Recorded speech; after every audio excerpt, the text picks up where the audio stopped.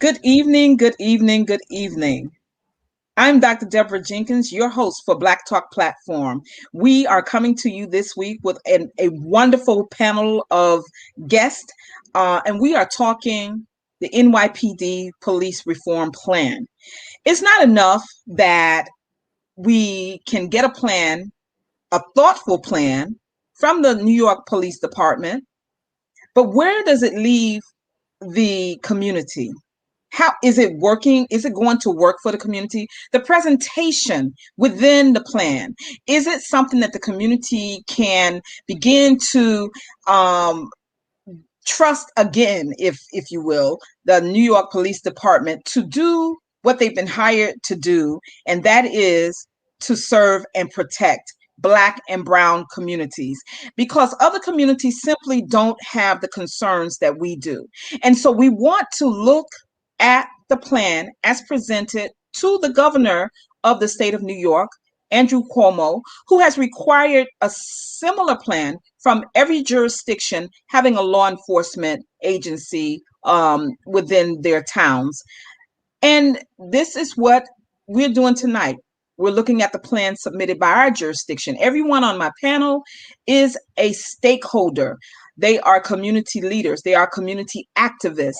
And tonight, I'm acting in the role of moderator because, in total transparency, I was at the table at least twice as they were trying to reinvent themselves and planning, and the discussions were heated in certain cases. And so therefore, I thought that because I have been inside and offering opinions to the New York Police Department, it would be best to go to voices that are relevant in their respective communities and bring those voices in. Why? Because it's not good enough. And I was just saying to my very good friend, who I will introduce in a minute, that if I'm always going to the same well of people because this is my short list of people, then really the voices of those who are also on the ground and also doing the work will never be heard. This is an opportunity for us to do some real work, but for you all as community residents, those in New York, and even if you're not in New York, guess what? You can take some of the suggestions that we make tonight back to your communities and begin to engage your local police or department. So as I've said that, I'm going to introduce my very good friend, Tandra Birkett. She is an education activist, and I'm going to have her describe that better for herself, because I typically mess up introductions, especially of people I know and respect so much. But she is a scholar and she is a historian. So welcome, Tandra, again to Black Talk Platform. Welcome, welcome. Thank you so much, Dr. Deb. I'm over here now sharing with my folks, trying to get them to come on to join us today. And I appreciate your invitation to talk about the police reform with the NYPD. It is an extremely important topic for the times that we are living in, and we have an opportunity for us to make those systemic changes within the police department. So I'm glad to lend my voice to the conversation. The perspective that I come is from that of an educator, having been an educator in predominantly in the South Bronx. Some spent also in Harlem for about 30 years now. In that capacity, there has been a lot of engagement between the youth that I've worked with in the community and the police department. And that's really the lens that I'm viewing this information, viewing the reform, because once again, we're talking about this, the school to prison pipeline and how that pipeline can be dismantled, and what is it within what the NYPD and their culpability, and then what they're looking at how in terms of making those changes and cutting that school to prison pipeline that has been so prevalent for now since developing, let's say about the 1970s up until the present, at the end of the civil rights movement. I'll start looking at it from my concern, and this is I'll look at it from my concern in reading over, and then we can get into specifics about, and I make sure I wrote down my notes because it was definitely a policy initiative. And I want to go back one thing.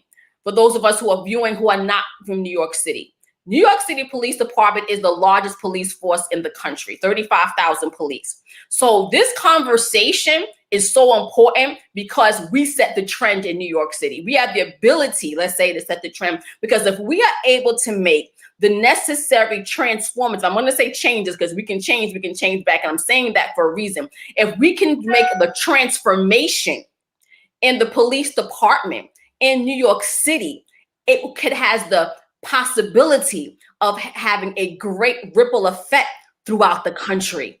So so even if you're not from New York City, you want to be engaged in this conversation because other police departments are going to look at what's happening in New York City and then see whether or not those changes can be made or those transformative policy initiatives can be implemented and whether or not they can work in those. Because if we have one of the biggest police force and the biggest bureaucracy, they'll all go along with it. So we can cut through it and we are able to make it happen.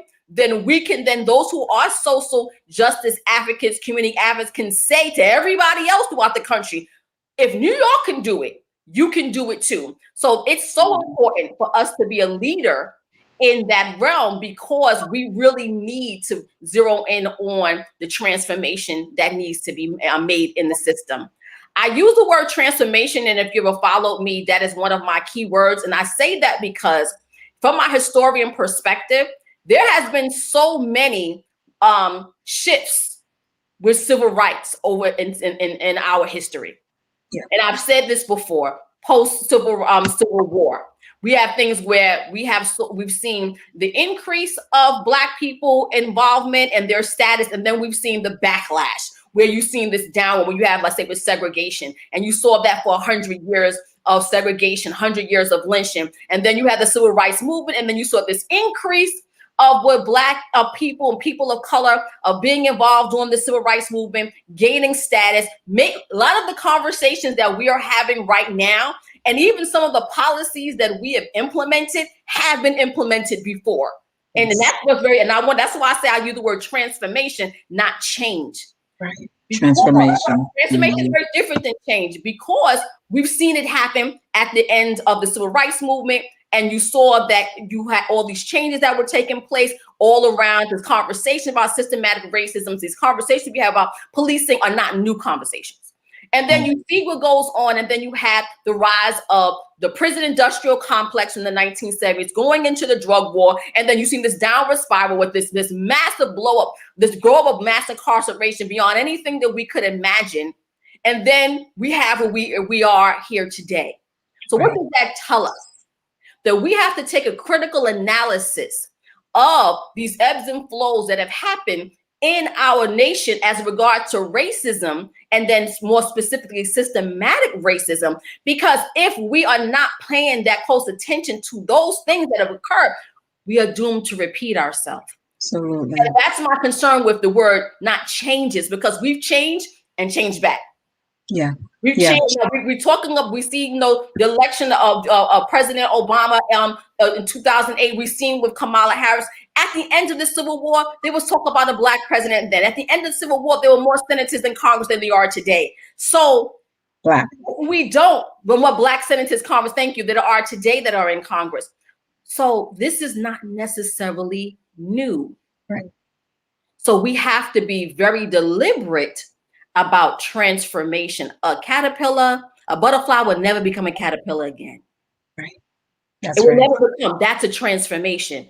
What we've seen in our nation's history in many ways are changes. And then you've seen what we can say progression and regression. So as I was looking at the police reform, the question that I'm asking is, what about this is different? What about it is different? And we're going to get into that.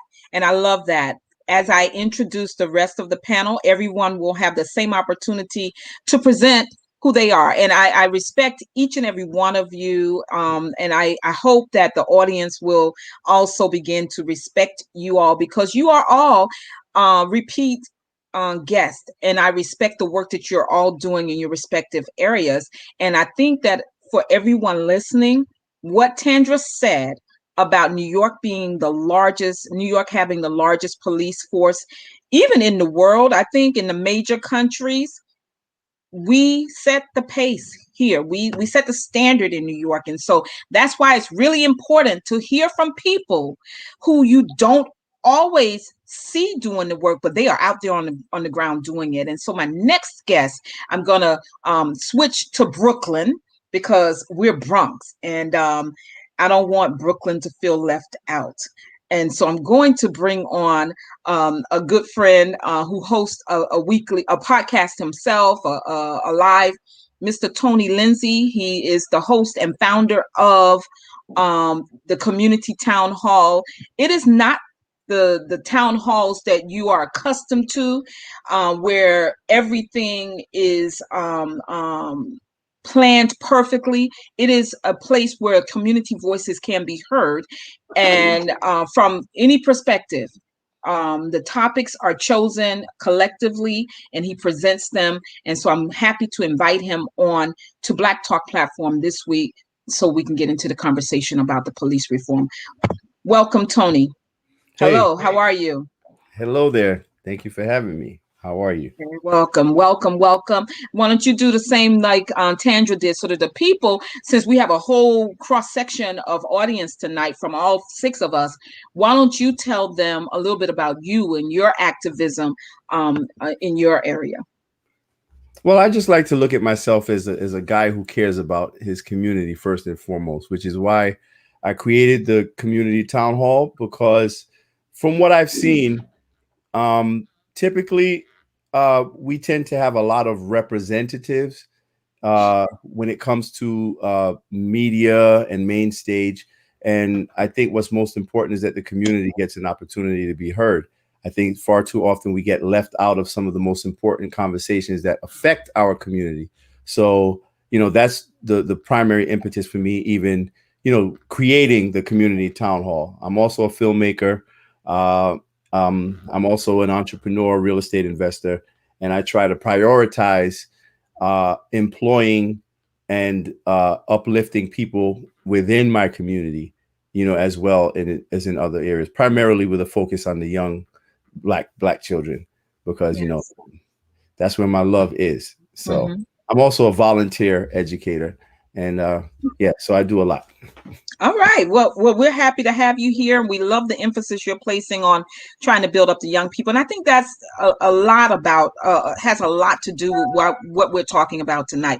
How ultimately this reform is going to affect our young people, because we're old enough to be able to finesse ourselves in and out of certain situations, but they're not necessarily, and they're still angry, and I believe rightfully so. So what can we do tonight? And that is the conversation we're going to have about the NYPD's reform plan. Let me also invite another Brooklynite to the platform tonight, and that's Mr. Craig Visions. He is also a part of Tony's community town hall. Always has an interesting perspective. I'm welcoming all of my panelists to just speak freely. We don't want to get flagged by YouTube and taken down for any language that may not be appropriate. Not that I believe any of my panelists will present any.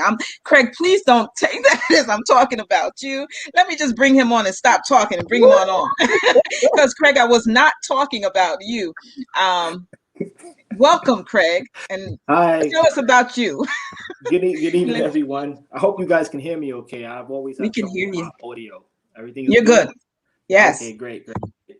So yes, I'm just a regular guy, concerned with the things that I see in my community. And I've always been a person to question things, why things are, and not been one to accept that we have to accept our conditions, and always felt that there was something that can be done to change our conditions in our communities, especially in our communities, because I know there's a big fight, on a national level right now, with the recent election and stuff like that. But we can be a little more hyper focused, especially in our communities, more locally. So when I walk around my community and I see the conditions that, my neighbors and the people that look like me are in, I'm always questioning and thinking, why is it this way? Are we able to change this? And I think that the way that we can change is to be more engaged, more active, and actually speak speak to these issues with like-minded people like yourself and Tony. And that's why I got involved with Tony, because I've, through our discourse on Facebook, I realized that he was a critical thinker, which I think that we're running short of nowadays. He was a critical thinker just like me. And he always would push the envelope, and question the status quo and never accept whatever we've been, fed by mainstream media, that we've been fed by mainstream politics. So I'm super excited to be able to lend my voice and help in any way.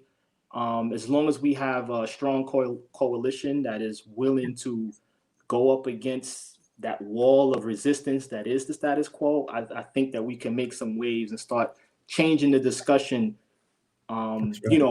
that's based more in reality of what's actually going on in the ground in our communities. Awesome. Thank you, Craig. I think because there are, and I have two more to introduce everyone. And good evening, everyone who is joining us. Danielle, I see you and welcome. We are happy to have you all here. I like what Craig said, because we really have to be about what Tandra and Pastor Davis, who I'm about to bring on now, have been discussing for the last this is a year. Woo, this is a year. This is the year anniversary show. Am I crazy? I forgot. I totally forgot. Go Black Talk. Black Talk. Y'all are great. Y'all are great. I honestly totally forgot. Praise the Lord. Hallelujah. But that's good, because Craig, that's a perfect segue to what we've been actually building up to. Building a coalition of not those who carry microphones around with them, or microphones that follow them. We're going to continue to do what we do on behalf of our community, because we're committed. And I appreciate you all being here. Let me bring on Pastor Davis, and then my last guest this evening. Pastor Davis, welcome to the platform, Black Talk platform. Welcome. Okay, thank you for having me. Always a absolutely, brother. All right. So why don't you do a little intro like they did, and I'm going to bring on my last guest after you, and we'll get into it. Okay. Well, I'm Pastor Davis, pastor of Harvest Restoration Ministries in Co-op City. Very good friends with Pastor Deborah Jenkins. So we've been doing a lot of dialogue for some time, most of the year. I think the full year I've been on. You have. Yeah. The dialogue has been powerful. I'm a proponent of this type of dialogue because I think that's, discourse, as everybody has been talking about, is important.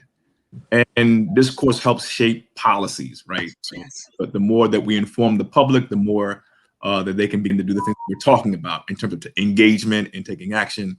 So I felt the first three panelists really encapsulated what we need to do, why we're here, right?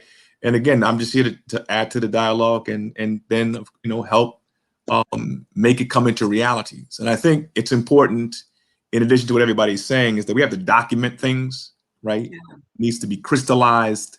Ideas need to be crystallized and shared with people. That's why it was important that when Michelle Alexander wrote that book on masking, the new Jim Crow, is important. Yeah. And that was a seminal work. Paul Butler wrote a book about the chokehold, and people read these things and understand about the construction of the thug and controlling the thug, and how a lot of these things that we deal with are constructions, like that they're designed to do what it does. The system is working the way it's supposed to work. Right. But we have to now dismantle it. But we dismantle it by having dialogue, conversations, and then, of course, sharing crystallized ideas in these books, sharing it with the general public, right? To inform people so that as they're informed, they can take action politically. And that's one of the main things that I always say. We have to take political action. And political action is not just voting, right? But as Craig said, engagement. That's what I mean by political action. Awesome. Thank you. And that is what we'll do. I actually like Paul Butler. I love to hear him speak. He's a brilliant brother. And last but not least, my good friend Binga. He has Binga up here, and I'm always mispronouncing his name. I call him Gbenguze. But listen, he is on the ground in his community, also doing the work, making critical assessments. And I asked him to be a part of tonight's panel because he has a unique perspective on how they, being the NYPD, can strengthen some of its community programs, specifically the NCO program, and we will talk a little bit more about that in a bit, and we will tell you what that acronym means, because if you're in New York, you really need to know the implementations that the NYPD is making all around you.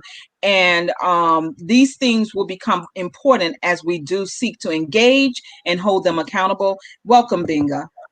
Hello, how are you? You're muted. Hello, welcome. Yes. Yeah. Hello, good evening, everyone. Hello, Reverend. Everybody, nice to have me on. Nice to be on this channel and all. Involved in the community affairs, media advocate, talking, engage people, try to understand the issues that happened in the past, in present, and futures in terms of policing, community board, community relations, why things are trying to. So we're having trouble hearing you. The audio. Let's see now. Let's see now. Okay. That's better. Very good now? That's better. Thank okay. you. Exactly. Thank you very much. Yeah.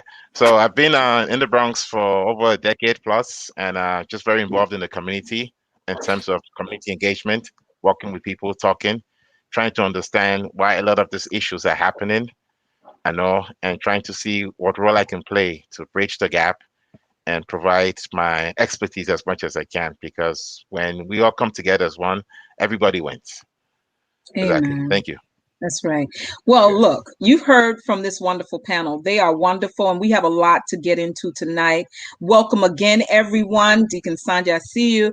I'm going to try to share my screen. You all know I have some technical difficulties sometimes, but it's important that I show you what we're going to be talking about tonight. And I'm hopeful that you will stick with us, because this is really important, especially as just before we came on live tonight, it has been breaking news that former police officer, convicted felon, murderer of George Floyd, his attorneys are seeking a retrial.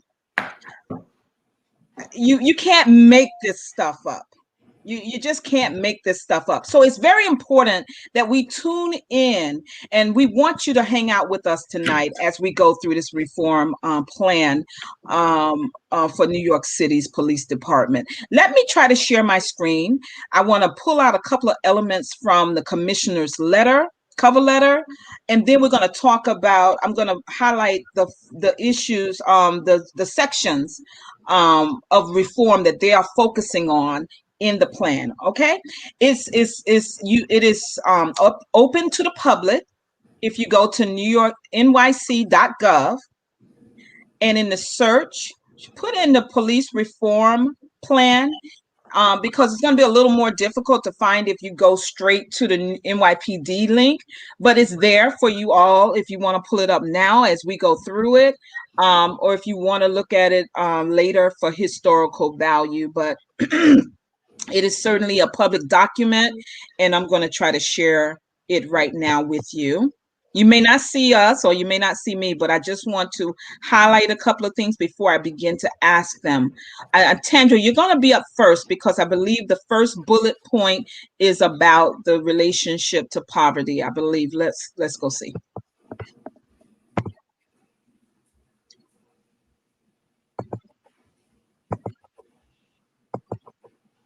Okay, so I'm going to read. Are you able to see on the screen right now? Yeah. Yes? Okay, great. I'm going to just read the first paragraph of the commissioner's cover letter to the plan.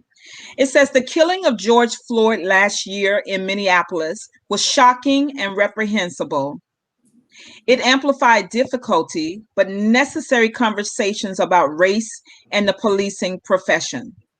While George Floyd wasn't killed by police in New York City, his death reminds us of New Yorkers like Clifford Glover, Amadou Diallo, and Eric Garner, and others.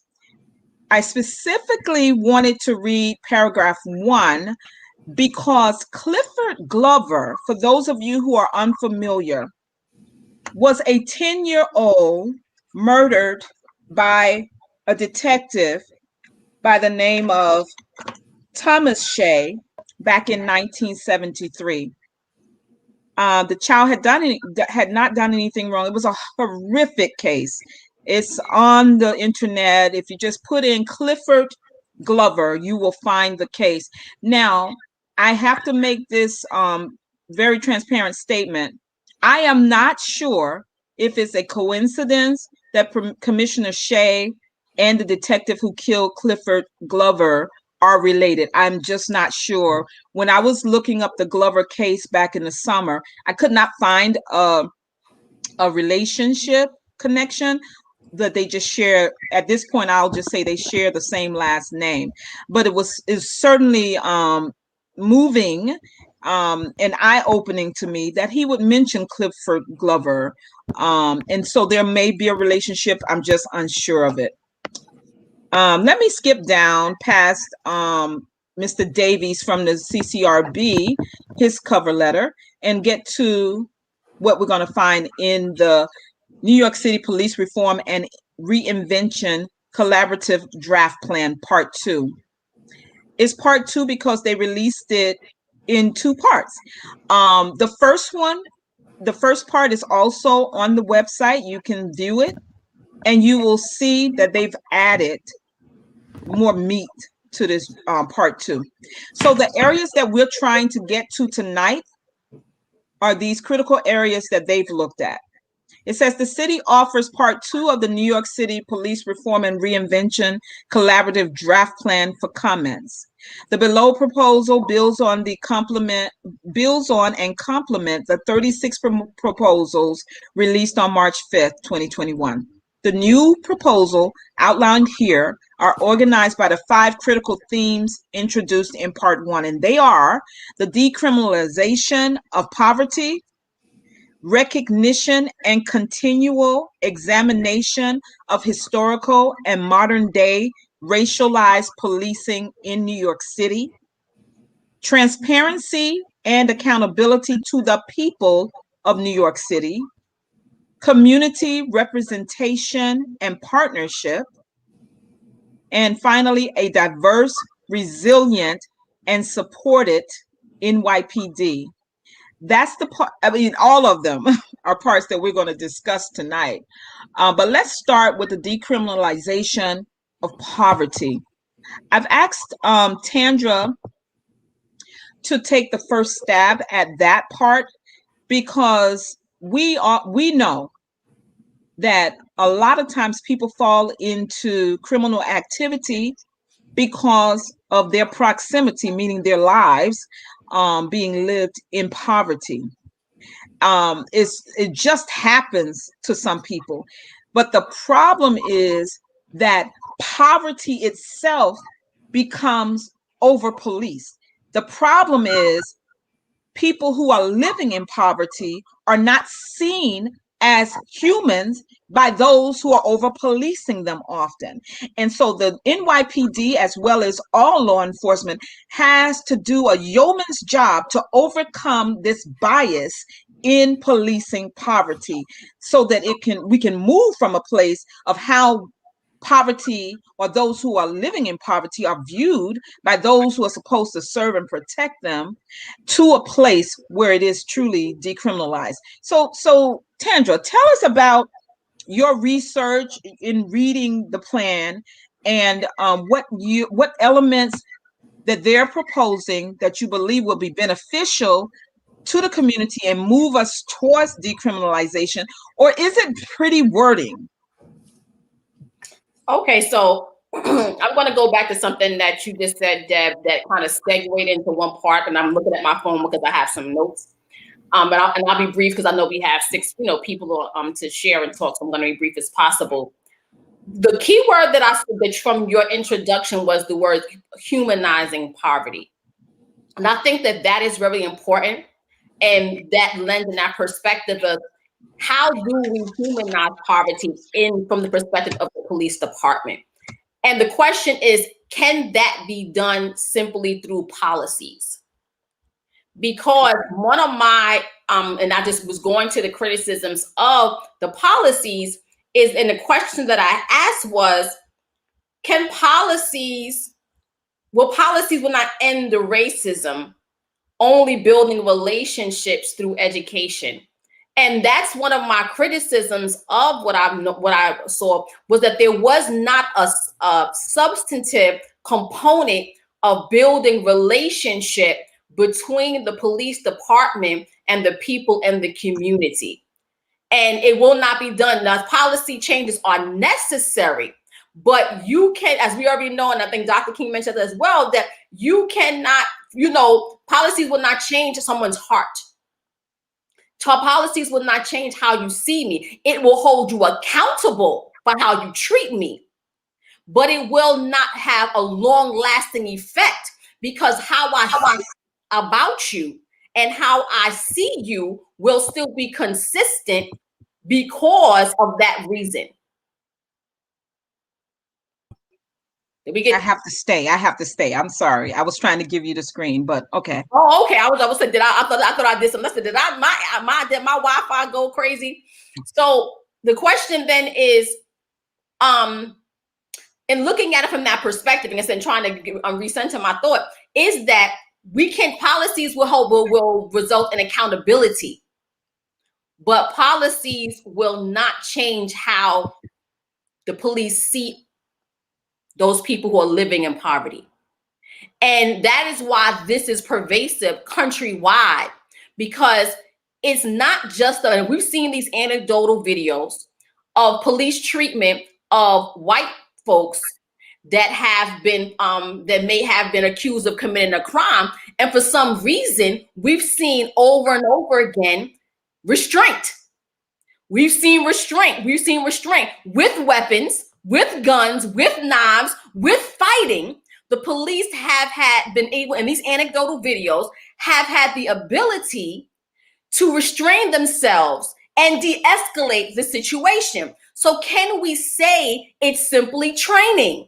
Because how are they able to de-escalate when they're dealing with the white possible perpetrators, but when it comes to Black perpetrators or accused, then they don't have restraint? So if we just rely on saying that we're going to change policies alone, those policies will not affect how the police officers view the people in the community, because that doesn't change their thought. Am I making sense? That doesn't change how they think.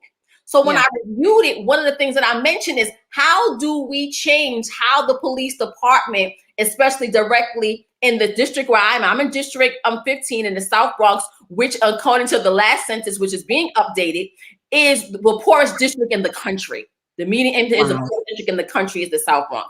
Okay. In the last census.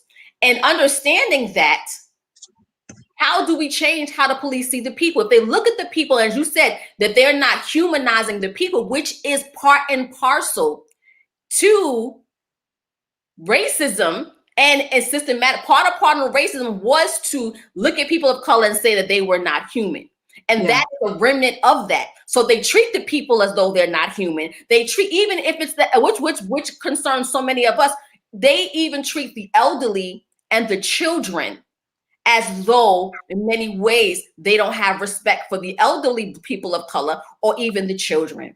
So one of my criticisms, and I'll end here just for this part, because I will, elaborate as we go forward. I want to give other people the opportunity.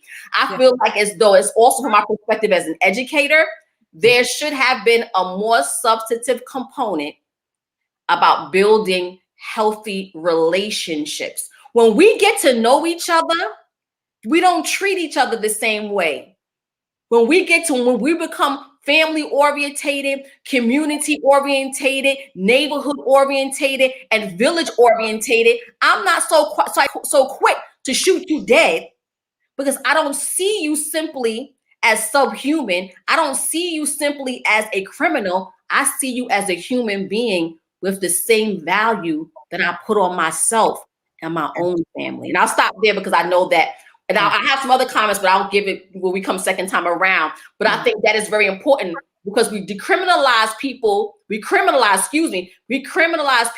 just because they are poor. And the poor people, unfortunately, are predominantly Black and Latino. Absolutely. You've said a lot, and all of it is relevant. And I hate Gbenguze had to drop. He'll be back, I'm sure. But I wanted him to weigh in because he's been working closely with the NCOs. But you still hit on a critical part. But let me welcome Minister Yoram Keith Rodriguez. Many of you know him. He made a statement over here. He says, we also have to look at how the police further impoverish poor communities by policing for profit, by writing disproportionately and giving out fines and tickets in poor communities. He's absolutely right. So not only won't policy get us to where we are able to say, wow, they're no longer looking at us or our people, right? And look, my thing is, and I keep it real with myself, I know that this day I might be doing well, but tomorrow I may not be doing well. And that's why I've always wanted to stay in the community. I've always wanted to be around a mixture of my people, because if I'm only around those who are doing like super duper well, then they may begin to rub off on me, and I may forget about those who desperately need someone to remember when they also struggle. Everybody hasn't come into this world with a silver spoon in their mouths, and certainly not myself, right? But I choose to be or find my way to my people who are struggling more. I've chosen over these years to take my children in communities where people struggle more, because I needed them to have a balanced life of understanding that you may have some privileges that others don't. But guess what? When it comes to policing in this country, it doesn't matter what your socioeconomic status is. It really, sadly, still matters what your skin tone is. And so while Tandra makes a great point about the policy piece missing the engagement on the ground with the people, I mean, there are some parts of the city, of course, we do know, of New York City, where the sidewalks themselves are just stained with dirt, like dirty. They're dirty. Those might be high crime areas, and they may be high poverty areas. So now when you think about an officer who lives in a community where there are no dirty streets, and he or she is coming into those communities, well, first of all, you already know you got your new shoes on. Just think about yourself. And this is what I tried to explain to someone who asked a question about implicit bias last week. Think about yourself. When you put on your nicest, and they have uniforms, but you might end up wearing your old shoes, right? When you're walking and patrolling these neighborhoods, as opposed to your new shoes, even if that means that you may get points taken off for not being in proper uniform because your shoes are beat up, because you don't want to walk on a dirty street. So how do we get them to start seeing the streets as being dirty as another component of what needs to change in the city? In the very same way that they have these huge graffiti cleanups, why can't the streets be clean too? I'm telling you, officers do projects to do graffiti cleanup. When the engagement that Tandra is suggesting will make them feel more a part of the community that they have been called to protect, if they might put together, organize some type of project to beautify the streets. Because guess what? If I'm walking on a dirty street and you're walking on a dirty street, eventually dirt builds bacteria and all those other things that we don't want, none of us want to be subjected to. Those type of projects will make this decriminalization piece a little bit more believable if they actually got on the ground with the people who, through no fault of their own, I mean, children spilled juice, right? I'm giving this as an example. I'm not minimizing the what Tandra has said or what Minister Rodriguez said about over policing and over fining and all of that stuff, because poor neighborhoods and poor people are seen by this city most definitely as some type of opportunity. Think about it. Not only the NYPD, but landlords, retail store owners, they bear the brunt. and they are overfined, not just in a law enforcement way, but even the city in general, where they can find fines, they will. If you look at a tavern on the green compared to a restaurant in the South Bronx, or maybe in some parts of Harlem and other parts of the city, those restaurants receive more fines than does a tavern on the green or another establishment that is viewed in a favorable way. And so this poverty piece, the decriminalization of poverty, is, as it relates to the NYPD, has to move beyond policy, and it has to be concrete. And so you started, Tandra, with the idea of engagement. Gbenguze is not back yet, so I want to ask any of the other panelists if they'd like to weigh in on the decriminalization of Dr. poverty. You have to bring them back in. Okay, but I can see them if they're waving at me, if they want to come in. Wake up, let's go. They say they want to come in. Yeah, if you want to highlight someone, there's a button there, so you could just highlight them as they're talking. That's what I want to do, Tony. Okay. Which, see it? No. It should be right by her like the person's screen.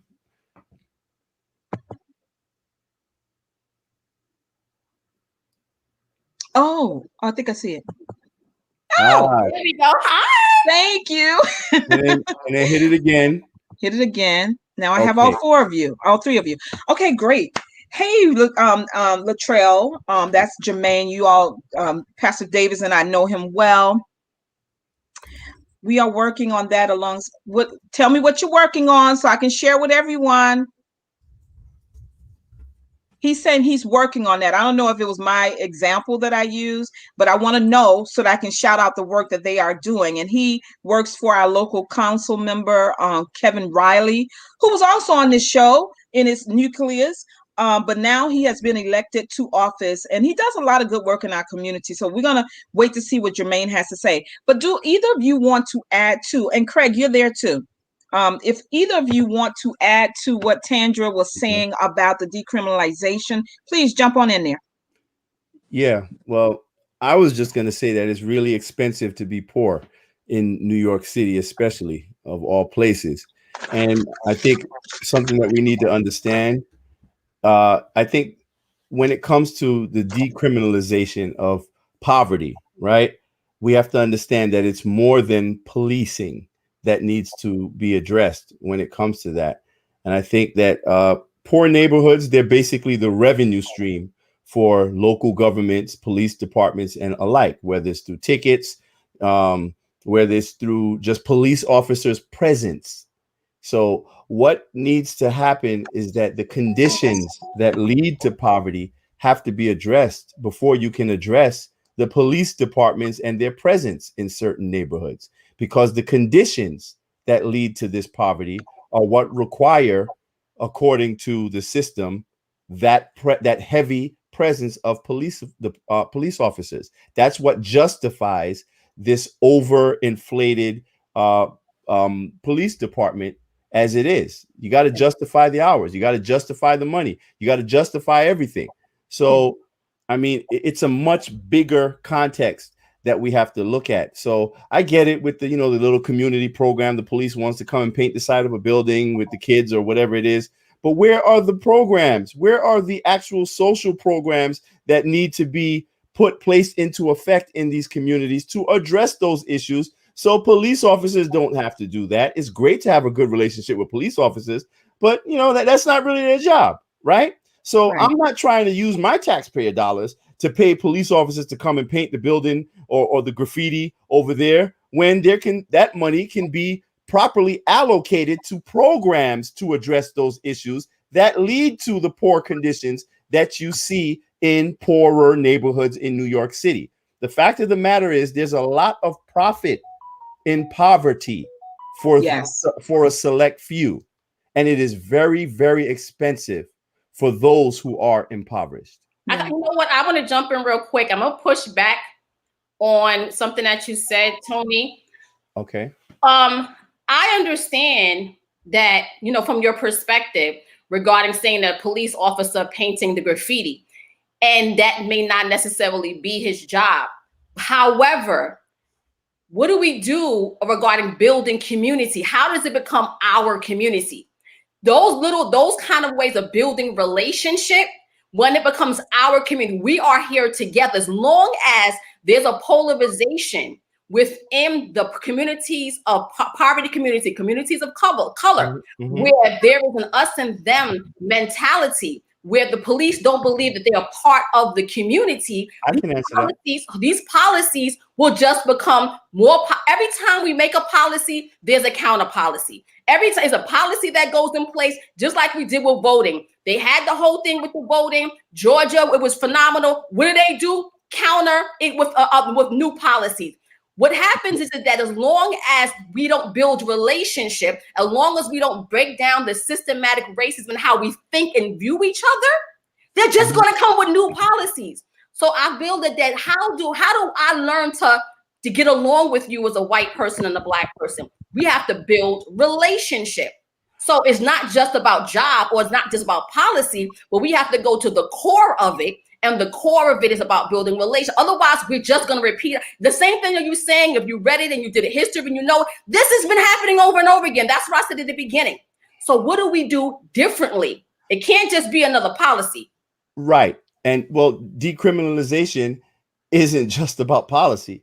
I mean, it's about the training.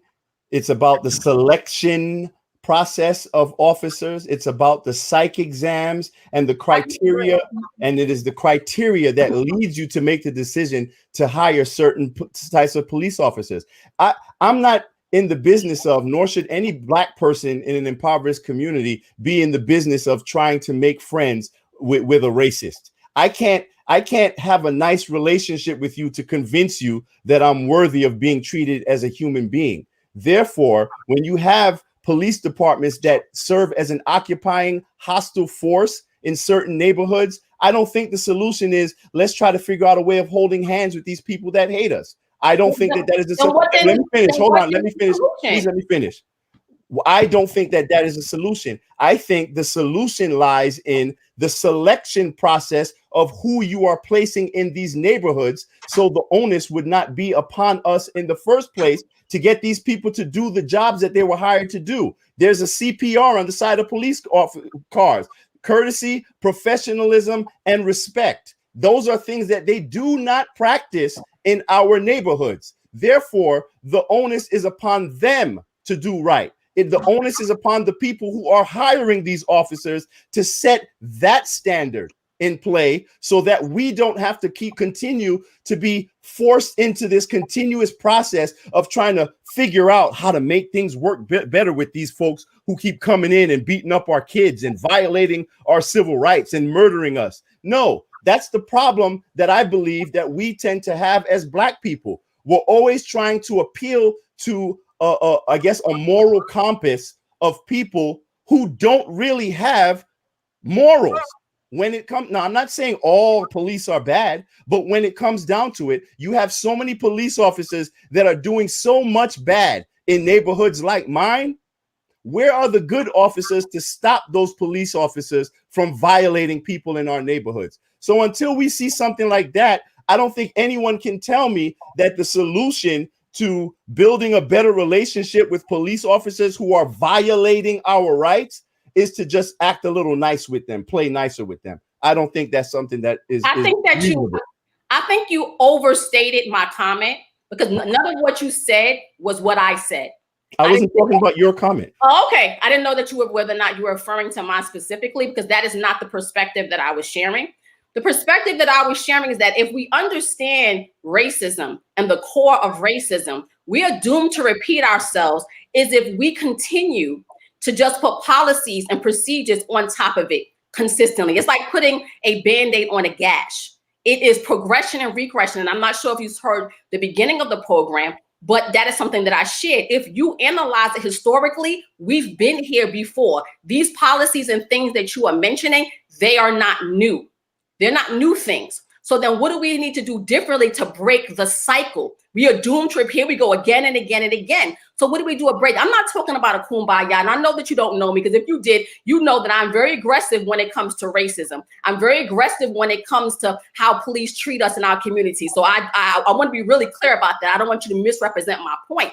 What I'm saying is, if we are going to be effective and making those types of transformation that will go through generations and generations to really eradicate it, we must look at what we need to do differently. And what we need to do differently is, how do we work to change mindsets? Because policies alone will only cause new policies to be created to change those policies. And every time we think we get a win, it becomes a loss because we're redirected the other way. So we have to figure out, what are we going to do to change how we build relationship? Because the response to racism is about polarization of people. Let's be real about it. It's about polarization of people using oppression and power of one group over the other. So then how do we change that? How do we begin to dismantle it? In addition to, don't get me wrong, I believe that policy changes are necessary and they are imperative. So I don't want to be, I don't want you to understand me differently. Yeah, but sister, I didn't say that wasn't what I... Let me just finish my point, as you shared. Go ahead. I believe that policy changes are necessary and they are imperative. What I'm saying is, what is missing, not what is missing, is learning how we have to live in this world together. How are we going to be in this community together? Because those cops are not going anywhere. So they'll just find another way to oppress our people if we don't dismantle the ideology that divides us. That is long term. And that is what both Dr. King and Malcolm X came to understand at the end of their days, that it was not just about racism, but it was about human rights. And that is what both of them came to understand. So we need to learn from what they learned at the end. They were very much on the same point from that perspective, as well as we look at another scholar like James Cone. They've all came to the understanding that we must, we want to eradicate this problem.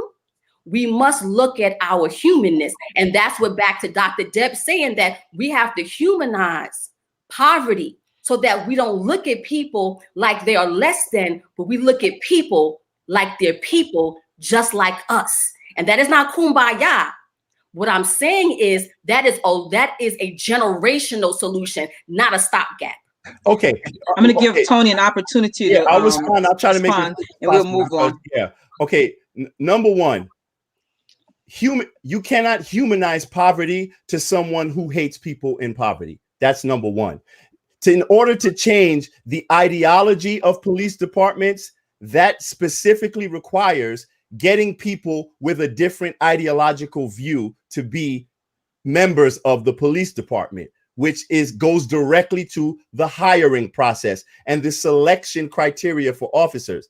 The very first sentence I said when I responded was that decriminalization isn't just about policy, because that is something that to me doesn't really mean anything. I mentioned a few other things, and there are things that have not been tried, by the way. And there's something as simple as community, making sure that the people who police your community are from the community, ensuring that there's a certain amount of police officers who have a vested interest in the communities that they are policing.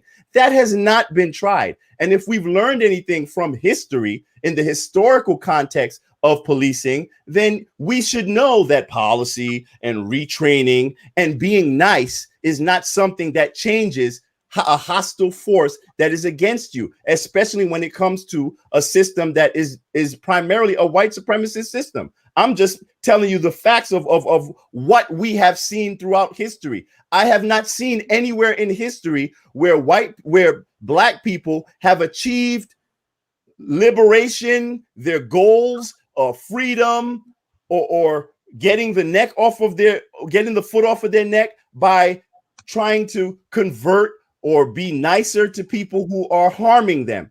I'm not trying to build a friendship with someone who believes that his presence in my neighborhood is us against them. I would rather extricate that person from the police department and replace that person with someone else who views me and values my life, someone who views me and my children as human. There are too many police officers that occupy our communities right now who do not see us as human.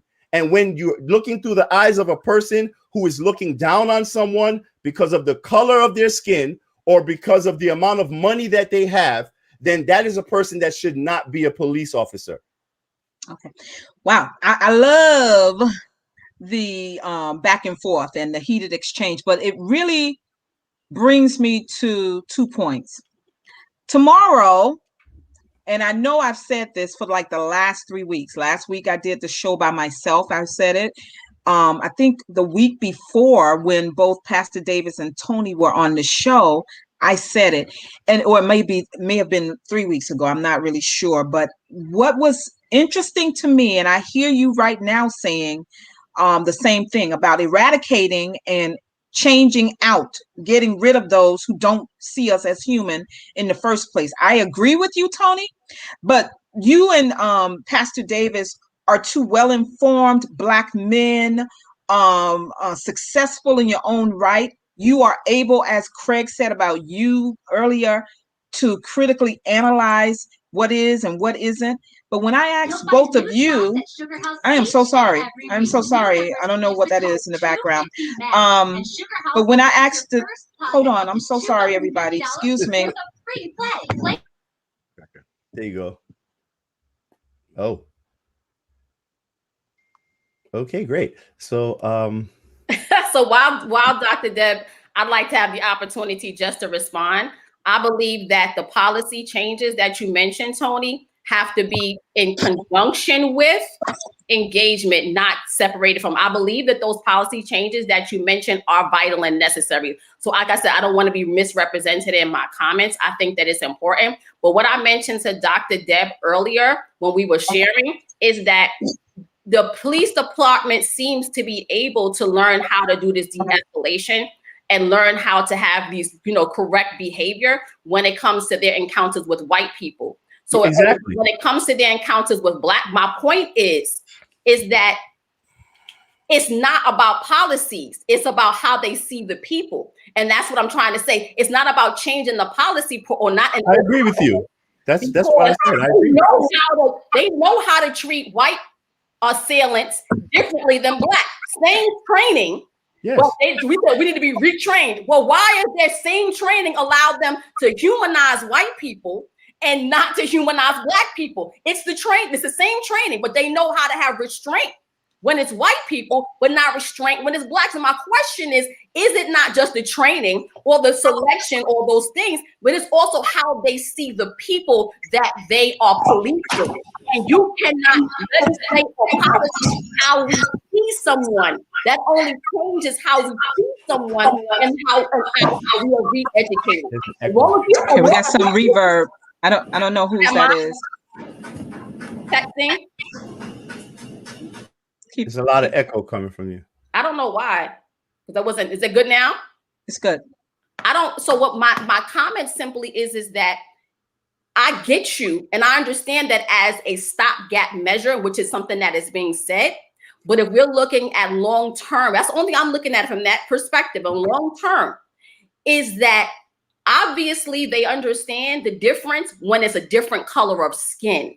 Sure. So they're not doing, and what will happen is these policies will cause many of the people that are the racism to go down. It will just go underground until another situation or circumstance happens. When I'm sharing with you historically, it would just come back up. History already tells us that because we did not eradicate the problem, or we didn't really affect the problem of systemic racism. All we did was all they did was go underground. But you're proving my point. It goes right back to getting rid of them. It goes back to that. I'm saying, Tony, it's like you're only getting rid of those couple of people. What happens to the total? Systematic racism is not a couple of people. I did not say not to engage with officers. My question is, how do we change the ideology?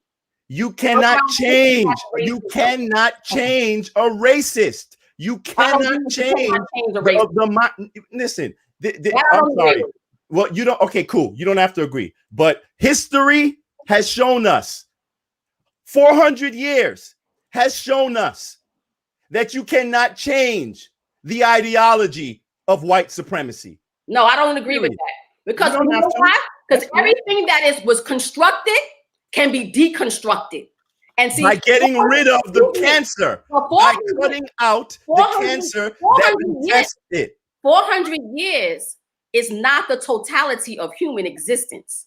That means that we're talking about the United States and policing in the United States that's only 100 plus years old. And what I'm saying is that but systematic racism occurred prior to that.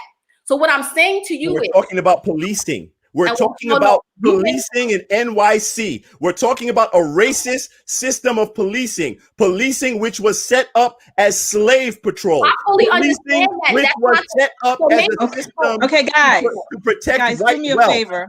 Once we understand what policing is and what it was created for, then we will understand that it still serves the same purpose that it does today. So rather than trying to reform a mindset, I would rather remove the cancer and reinstall it with those with the proper mindset instead of trying to convert people who already hate you. Their grandparents hated you, and therefore, and the 2 generations before them taught them to hate you. Okay, guys. Let me go. What you're sharing, and I understand your perspective. I don't know whose feedback I'm getting. I'm getting it again. Oh, okay. Is that you? I still hear it. But okay, so let me try to go back to what I was saying. A lot has been said. I don't know who that is, but a lot has been said between the comments made by Tandra and the comments made by Tony, all of which is relevant.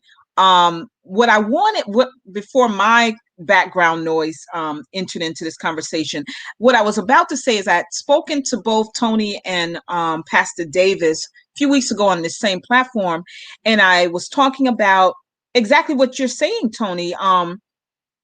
They're not going to quit, right? We know that poor communities, like, what is it? District 15, you said, Tandra, yours being the poorest in the nation.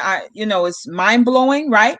Because we do know of abject poverty in other places, but they're not going to leave these cushy jobs that are supporting their living in communities that are not our communities. So I said to the two of you, who are two well-spoken, intelligent Black men, reasonable, and you've already said more than once tonight, Tony, that they need to be changed, that there needs to be a weeding out of those races. I totally agree with you. But respecting both of you, as I do, and perhaps all of the men on this panel, I don't know, all of you, period. You too, Tandra, male, female, doesn't matter at this point, what I'm about to say. Why aren't we encouraging Black and Latinos to become police officers so that at least, like I told you before, I stay close to my people on purpose, because I never want to feel like I've risen so high that I can't understand their day-to-day plight. My daughter and I, we were having a conversation about an hour or so ago, and we were talking about, she was saying, she says, Mom, you come down hard on Blacks and Latinos who have to use GoFundMe to bury their relatives. I said, that's only because I always say you can, life insurance policies are very inexpensive.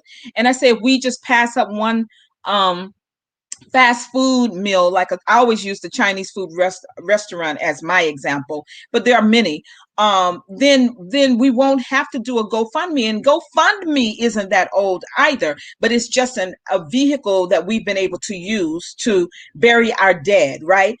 So even though I've exposed them to our community that's not doing as well as perhaps where we live, she still felt like I was being elitist. She still feels that I'm being elitist in wanting our people to get a policy. I showed her one that I received today that was like $11 a month. it's at least enough to bury me. You know what I'm saying? So she felt like I was being elitist in that. I'm not saying the two of you were being elitist when you said no, you have a hard time, or the thought of, encouraging us to become a part of the police force, it gives you some trepidation. My thing is, if we want them to change, at least let it change with Blacks and Latinos who have at least experienced the community, who are a part, who are vested in the community. Why is it hard for us to recommend to our young people, as young as 17 and a half, who could very well go off on the wrong track? We have a commander at one of the PSAs. Well, he used to be at a PSA. He sat with my son. My son was at college, and he just told him how he got off on the wrong track in life, but he got himself back right. He's a commanding officer at one of the local precincts.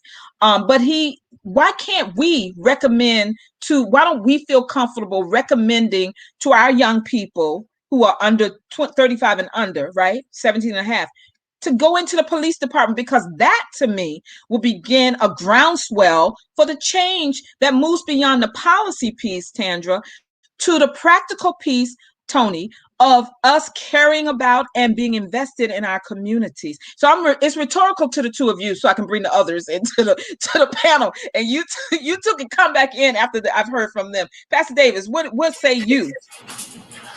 I think they're both. I think Tandra and Tony bring important points. I think they're absolutely 100% correct. I think that for me, it's not an either or, it's a both and when it comes to policy, and of course when it comes to dispositions of the police and their attitudes and their, what white supremacy is. But I think it's not, you have to have both. So you need policy, right? You do, and I think we all agree that we need policy. And I think if I understand some of the things that they're trying to include, I'm not sure if all of this is part of these resolutions, but like there has to be more reporting about what the police do. I understand in terms of stops and all types of whether it's arrests or ticketing or some things of that nature, and the racial disparities with this, right? I think there's going to be more transparency. I think there's also an idea, I don't know if it's been passed, about police officers living in New York City, right? So I think that's another part of this, right? And so I think in terms of the community policing, if people are living in New York City, and perhaps that if that's a requirement, that may encourage more of our own people to join the police force.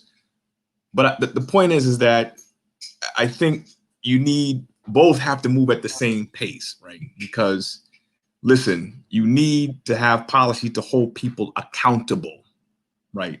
As long as if the policy's on the books, it's something that we refer to. We understand like policy doesn't necessarily stop racists from doing what they do, right? But you need something that we can hold them to the fire about. Right. This is on paper. This is what the standard that we're holding you to. Mm-hmm. But as we do that, simultaneously, we need to work on the things that we're talking about. And and the more I think about it, Pastor Deb, I was not fully in thinking about Black folks joining the police department, because I'm always thinking, hey, this thing is designed to be against us. But I think what you're saying makes sense, that we may need to encourage, our own to be a part of dismantling this thing and restructuring it and reimagining it, right? Yeah. So that you have policy to hold the current way things are done accountable, while simultaneously increasing our engagement, increasing our participation, and encouraging people to join the force. And I think we have to reimagine it, right? So even for me, right, I was not really gung-ho about that, but I have to reimagine it and say, hey, wait a minute, Pastor Ted, you make a point, because I'm so used to friends who've joined the police force in the past, right? Yeah. Who've had negative experiences. Sure. Who've been forced to have to become blue, not Black, right? Yeah. Yeah. But I think we are now in a climate where that can change. And some of the policy changes which are part of ideological changes, right? Like that's helped shift it, right? Especially if we're engaged, what Craig was talking about. So if we're engaged politically, we can shift ideology, right? And policy becomes a vehicle towards that. I always think documenting, putting it down on paper, I think it's important, while at the same time encouraging what you said, like just engagement, meaning we need to be a part of the entire process politically, including joining the force and changing the culture. It's a two-pronged approach. I think both Martin and Malcolm would agree with that. I think what Tandra says, yes, there's got to be a dispositional change, but there also has to be a policy change, right? And all of that at the end of the day becomes very ideological, right? Because at the end of the day, you want ideological change. Yeah, I think absolutely. Yeah, I think we're headed in the right direction. Us having this conversation, even with some of the back and forth, is good. It's good. Ideology changes with the young. I'm sorry, go ahead. It's really good because we're then able to come to how do we keep moving forward, even though we don't see it exactly in the same way. Craig, I'm going to come to you next after I share with you all Leah Richardson. Hey, Leah, comments about why Blacks or people of color don't always file to become a police officer. People of color, she says, don't apply to the police department because they're afraid of their past. That's similar to the commanding officer who I told you about. But the reality is he did have a past, and he was accepted in, but she has two parts to her comment. Let me continue. Some Blacks and Latinos have a criminal history or were arrested in the past, and some of our people were arrested for crimes they didn't commit, but have an arrest record, so they don't apply. Because, of course, why would I apply to be a police officer when I was arrested by a police officer? They'll never take me. Then she makes a really, really, really good point that many people are not aware of, but we've talked about it a little bit on this show before. She says the psych department in the police department also needs to be reformed. That is blocking a lot of Black males, specifically Black males. They have been, to my understanding, revamping that department, but revamping means that they're in the middle of, and I think that speaks to your point about policy not being enough, Tandra, but also to what Pastor Davis says. You need the paper trail. Here are the to-dos that I have on my list so that I can come back to you and ask you, where are you in the process of changing the psych department? Because they're not going to pass Black men. That goes to your point, Tony. There is an inherent fear of Black men. Can we all agree about that? I just really believe that. I believe it with every fiber of my being that the people in power in this nation are deathly afraid of the power of Black men. You know, they're going to allow you and me, Tandra, to move a little bit. They're not going to allow me to move too much because I am not on the take for anybody. I'm not looking to be propped up with compliments and stuff like so many people. So I'm only going to go so far. Watch the people who go real far. There's a lot of compromising going on out there. You and I have to make sure that we're not part of those who are compromising. And so if it is of note that they want to strengthen and revamp the psych department by having it memorialized in writing, then the community, you and I, Leah, you and all of us, we can hold them accountable and we can ask for some dates. When are the changes going to take place? Will it be before the people who are scheduling to take this exam, this annual exam, this one exam that's happening in 2021? Will you have gone through the process of bringing in psychologists and psychiatrists who are people of color to examine others who are also people of color? Or will it continue to be a white dominated part of the process? Because if that is the case, Black officers will continue to be 15% of the NYPD, while 42% will remain white. And that speaks also to the perception of poor Black people that you were talking about and the de-escalation techniques applied by officers to whites as opposed to Blacks and Latinos. Craig, would you like to weigh in? There's been a lot said. And then Gbenguze, I really want you to also come in after Craig and talk about the NCO program. I have some criticisms of it, but you've had really, really great experiences. And I'd like for you to share with the audience what that's about after Craig speaks. Okay, so can you guys hear me? Thank you. Because my audio, You're everything's good. okay? Okay, cool. So I think both what I'm sorry, Tandra Tandra. and Tony was saying, I think pieces of both of what you guys were saying were correct. I being working in the healthcare space, I've worked in the healthcare space. I know firsthand that there are racist healthcare providers, like deep racist healthcare providers. I believe that there are racists in every industry, every work industry, everywhere we go. What I do believe is that consequences is what prevents someone from rearing their racist part, their Thank racist you. head. So we can't necessarily find the racist in every institution. We can't go and get into the mind and the hearts of everyone that we hire. If there's a doctor that comes to a hospital, he has the credentials. We believe on good faith that he isn't, a racist. He won't treat anyone bad. We're going to hire him, but we also going to give him a list of things that says this is our standards, and if you violate these standards, if you violate these protocols, we're going to hold you accountable. We're either going to terminate you, we're going to get rid of you. That is what stops someone from imposing their ideology to do harm to others. So if we spend a lot of time trying to change the mindset of every individual that we look to hire in any space, then what we're doing is, I think we're like wasting time, because people are going to be who they are. This 2020 showed that we can't eradicate racism. While the whole world was protesting after the George Floyd incident, there were constant videos coming out of people still being the most ugliest version of themselves, constantly. Even still today, I'm still seeing ugliness coming out of people. Where you would think the entire shift was away from racism, there are still people who are willing to embrace racism, even though they see that people have their cell phones recording them, and they're willing to still be as racist as they can be. So I know that it would be nice to say, let's change the policy, and let's also at the same time work on changing people's mindset and how they deal with other people that don't look like them.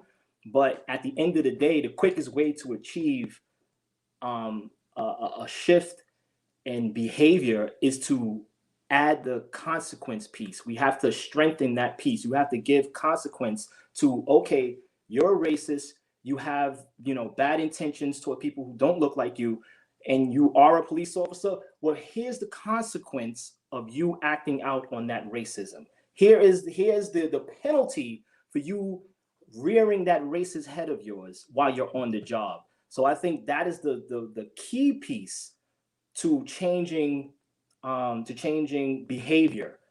Now, as far as the point of getting more Black and Latinos into the police department, I love it. I would love to walk down the street and see people that look like me, that I know by first name basis, who may know my mother, who's been on that same corner, walking the same beat for 5-6 years, know my kids. And if I get into a minor traffic accident, that person that I know who's in my neighborhood, that police officer responding is the one that's responding to that minor incident. That would be great. But what we also know is that the NYPD, and I'm going to speak for the NYPD, but more broadly also policing throughout America, there is a culture that needs to be broken. The only way to break that culture is to strengthen the consequences. That is it. You can't bring more Black and brown into a culture that is stronger than their will to be Black. Like Pastor Tony Davis said, most people, Black and brown, will go into the police department and identify as blue before Black when they have that uniform on. So the only way that you can kind of make the shift is to give stronger consequences, so they know, like, listen, I'm not playing around with my job here. That, a police officer talking to his partner, when we get out this car, make sure you're following the rules, bro, because I have my pension on the line, I have my job on the line, but I have a a wife at home. I have kids to feed. So follow the rules. Don't overstep your bounds. Don't brutalize this person. You have to add consequences. And that's what every industry does. Every doctor, he could be as racist as he wants, but he's not going to overtly hurt somebody because he knows there is consequences that comes to his actions. So I think it's a waste of time to try and change the mindset. While relationships can be built, yes, we can work on our relationships, but trying to change the mindset, that almost shifts the responsibility of someone else being a human being or learning to have a moral code. It shifts the responsibility onto the citizen. And I think that's kind of unfair. Like you took the job. There's a certain standard that comes with being a police officer. Why do I now have to like try to make you into a better person? You should be a better person going into the job. That's one of the criteria that this job demands. So yes. I would rather us not waste so much time trying to change the mindset, but strengthen these consequences. And I bet you that everyone will fall in line and live up to the standard. Thank you, Craig. Let me just share a couple of more comments before we go on to you, Gbenguze, from the guest here tonight. Leah followed up with her comment saying that if you do not know how to navigate the court systems when you have, when you've been accused of something or whatever, she said you'll never become a police officer because it's imperative that you read your paperwork. And if you're planning on taking the exam, please make sure your court paperwork is correct. And I love that. But it's not, it's just, I'm listening to Craig and I'm not even disagreeing. And I so want to be able to disagree. And I'll share it with you in a minute. Leslie Peterson. Hi, Leslie. She said about 2 months ago, she's the president of the NAACP Co-op City branch. She said she had a meeting with the new chief of patrol. That's Chief Juanita Holmes. And she told an interesting story and identified the psych portion, as Leah mentioned before, and stated that so many passing, she noticed that the psych portion was not passed. And upon review, they were all white psychologists, and she's seeking to change that now. And that's really what I was speaking about. If Leslie hadn't said she had interviewed with her, but Chief Holmes has said this more than once, and I know she is working with the chief of personnel. So that's not her area, but she definitely has a huge impact, or she can have a huge impact on that change taking place because she is over all of the patrol officers, right? So titles and sections do matter. She said that when she came back, if you all don't know Chief Juanita Holmes, she's all over the news because she is the highest ranking African-American woman ever in NYPD. She told me personally that she took the psych exam again when she came back. And I think that was one of the impetuses for her taking on this fight to change how the psych part of the evaluation is done. What she's saying is that Blacks are passing the test, but once they get to the psych part, that's where they're failing. And to me, it would say the fix is in. So when I listen to Craig and I hear you, the consequences, because if you all followed that story out west where the officers took down this old 73-year-old woman who had dementia, so rough, they dislocated her shoulder and broke her wrist.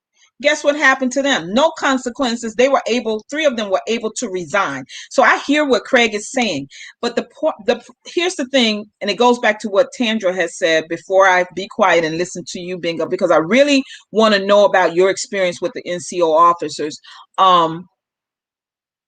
They're not going anywhere. They're just not going anywhere. So that's why I default to let's get more of us on the force. And yes, that's where the training comes in at. Again, Tony, Pastor Davis, rather. It's just so much that's wrong. And clearly we cannot solve it all tonight. I think all of the ideas that are being thrown out there are good, but here's how I like to work. We can be in a deficit, and I believe as long as we're Black in this country, we're going to be in a deficit.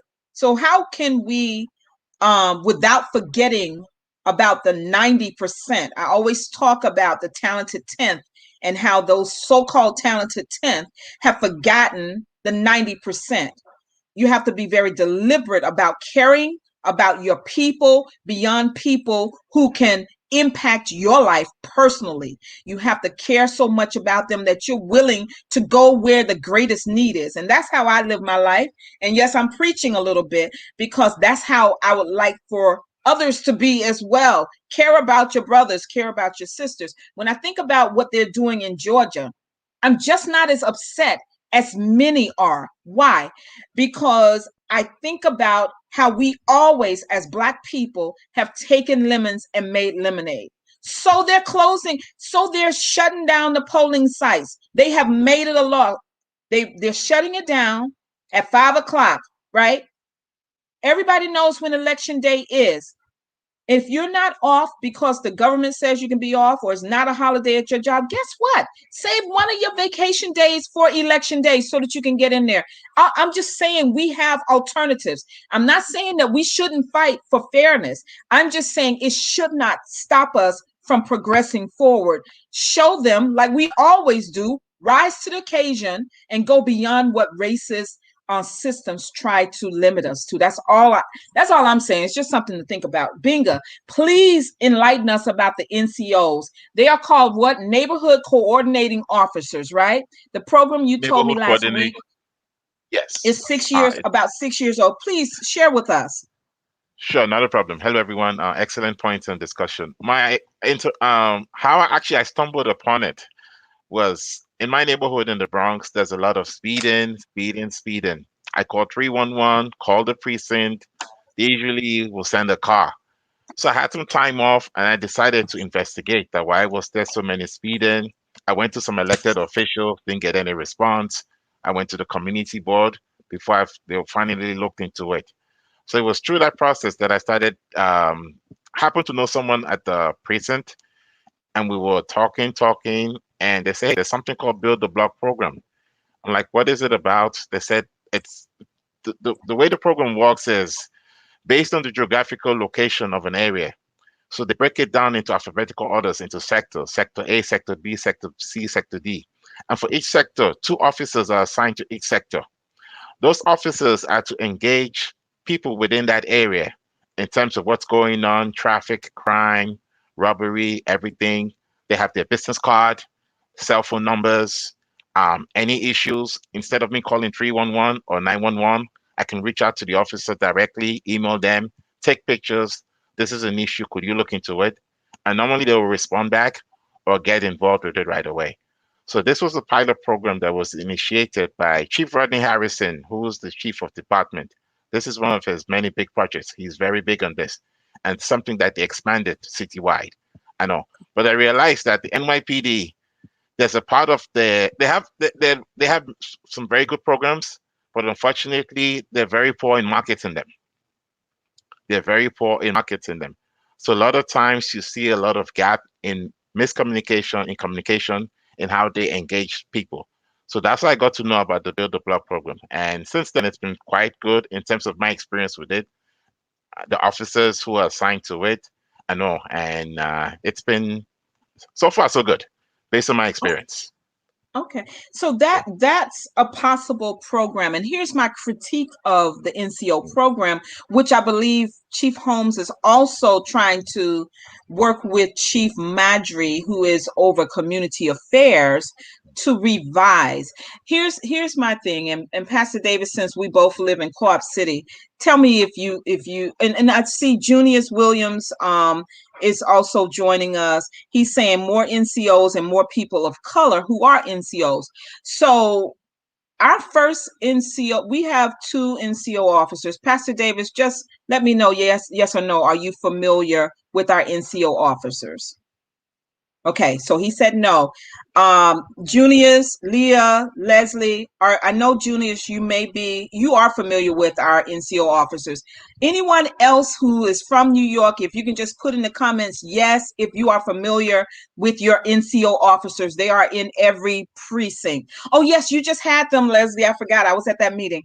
Leslie from the NAACP, she just had them on her NAACP meeting a few weeks ago, which was really good, Leslie, because like Pastor Davis just said, he's not familiar with those officers. So you were proactive in getting them to your meeting of the NAACP. So what if Leslie is the only organization, and we have a whole lot of organizations in Co-op City, who invites the NCO officers to a 55,000 person community, and she has about 40 people at that particular meeting, I suppose, but 40 is a far cry from 55,000. So that's one of the issues I have with the program being up here, at least, which this is such a large community.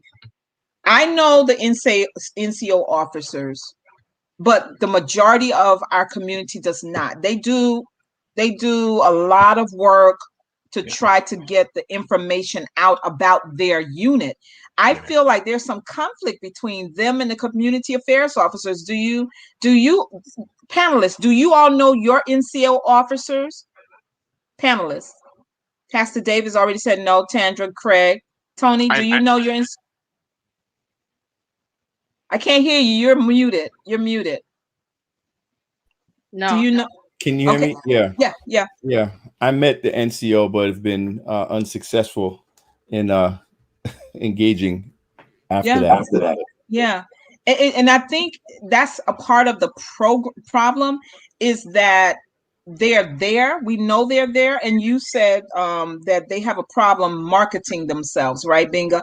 But they're when they came out 6 years ago, you said they're supposed to be the cream of the crop. And I'm not talking about in terms of pecking order, but well, actually, yes, they are supposed to be our go-to. So there should be no retailer, no mom and pop shop that is accosted in the community that they're not aware of, because that is their role, to be right there, to hear those complaints about the speeding and whatever else is going on. But they're supposed to be visible to the community. And for far too many communities, and we have 5 communities represented here, only 1 out of 5 communities is has a strong and a viable relationship with their NCO officer. That is officers. That's a problem. That's really a problem for a program that they tout so highly.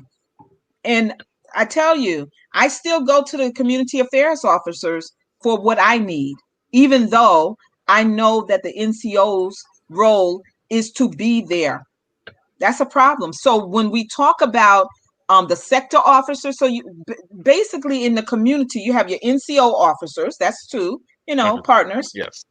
You have your community affairs officers, typically also 2, it just depends on the community. And then you have your sector cops, right? Your sector officers. Cops, yeah. Right. Yes.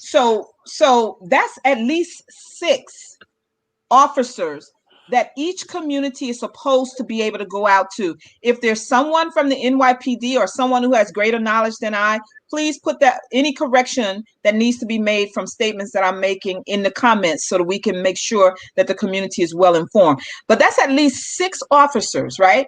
And of course, they have shifts. The NCOs are the NCOs. They are available to you. They are supposed to be available to you. Now that's the difference. They're supposed to be available to you. It's not about shifts with them. Somebody's always supposed to be available. Unlike the sector cops, they have shifts. They have tours, as they call it. So I think there are 3 tours. I'm not positive, but it's 3 tours. Why don't we, informed community leaders, why don't we, community activists, and Leah said she doesn't know their titles necessarily either. Why don't we as leaders know who they are? And Tony, that sort of goes to the discussion you and I were having before we got on this. Why are certain community leaders excluded from such big projects like an entire police reform and reinvention plan. Let's sort of end on that as we start to wrap up, because clearly we did not get past the poverty, the decriminalization of the poverty issue, which I didn't think we would get to all of the points, because this one actually overlaps all the rest of them. You know, how we are seen by the officers. But Tony, do you want to share a little bit more? Were you able to reach out to people who are leaders in your community that you know, to find out if they were involved in any way with the planning, this reinvention? Yeah, none of them were involved or reached out to. So it was actually, I was actually pretty much, when I asked them about it, that was when they were first being presented with it. That was me. So actually someone asked me to forward the plan over to them just a while ago, just for review. So, you know, it goes to the whole issue of, you know, who's being invited to these, you know, these meetings, who is, I hate to use the word access, but who is given access to the decision-making process of what's going to go into these reform plans, who is crafting this. I think it should be more than just churches or certain, you know, community organizations. There needs to be more involvement from the actual community, no matter how it is structured, whether it is via town hall. I mean, I've seen so many closed door meetings between Bill de Blasio and certain people, you know, who are supposed to be, you know, representing the community. They have closed door meetings that the community doesn't know about. And, you know, and listen, I can only be honest in the way I speak. You already know me, Dr. Deb. That's fine. I'm very forthcoming in what I say. And largely, a lot of these meetings, they end up being about allocating financial resources to certain organizations. That's what it ends up being. And many times these are the same organizations that the people in the community don't ever see doing anything in the community. So I don't want us to slip into this thing where we're celebrating this nice, pretty packaged up reform plan when the people in the community, the people on the ground, don't know anything about it, because that falls back into the symbolism of things that I always talk about. You know, we're offered something that's packaged really nice with nice words, but then when you really look into it, you'll see that there's no substance. Now, there were a couple of areas in this plan we didn't get to go into, which I found extremely lacking in substance, right? But had I been in that meeting, for example, that couldn't fly. You get what I'm saying? Well, I don't mind if you share it. Share. I mean, we might not be able to fully discuss it, but can you share so that people, when they do go and look at it, and I'm going to try to get it up here for everybody, they will be able to look at it critically also, at least hear from your perspective. What are those areas? One of them, two of them. All right, well, one of them briefly off of the top of my head, because I really didn't get to review it right now while we're here. But one was basically the NYPD setting up like a customer survey type of protocol, which sounds nice, you know, so that they can conduct their own independent reviews. I think that a lot of the responsibility is being placed on the NYPD to effectuate these policies, these protocols. I think that's just like when a cop shoots somebody and then they'll come back and say, well, okay, well, we've investigated ourselves and we've cleared ourselves of all wrongdoing. Nah, bro, this is not, come on. We have to be more intellectually, capable when it comes to this type of stuff. So when we see an entire package that's crafted, that where a lot of that package is basically granting the police department the responsibility of investigating themselves, amending certain policies themselves, determining what should be changed themselves based on simple surveys and heightened community engagement. Hey, can you give us your opinion on what we can do to be less racist to you? Okay, we'll take that into consideration. No. How about we set up consequences? How about we set up real, authentic, independent bodies that can affect those consequences? Listen, we got to start looking at tangible things as opposed to pretty word, symbolism, and mere visual representation. And just to touch real quick, because I don't want to go too long, I know how I do. When we were talking about, getting more Black police officers, that sounds great. It really sounds great on its face. But we have to also keep the certain context in this. Whereas in poorer communities like mine, most of the brothers in the community can't even apply. Why? Because many of them have criminal records, even misdemeanors. Even I've seen people get turned down from the police department for having tickets that were 15, 20 years ago. What is the practice of the NYPD in Black and brown communities? They criminalize poor Black people. So the fact of the matter is, while it would be nice to see so many new Black people in the police department, I mean, there was actually an article that was done on this years ago that said that there just simply aren't enough Black folks, Black men particularly, available to even apply for the job because everybody has some sort of blemish on their record. So it's a system that I'm talking about. It is a system. So therefore, there must be accommodations made to maybe you can accept brothers who have maybe some type of misdemeanors that are non-violent. I don't know, got arrested for jaywalking or riding their bike on the sidewalk. Remember, they used to arrest our kids for that. Riding the bike on the sidewalk. Yeah. They give you a ticket.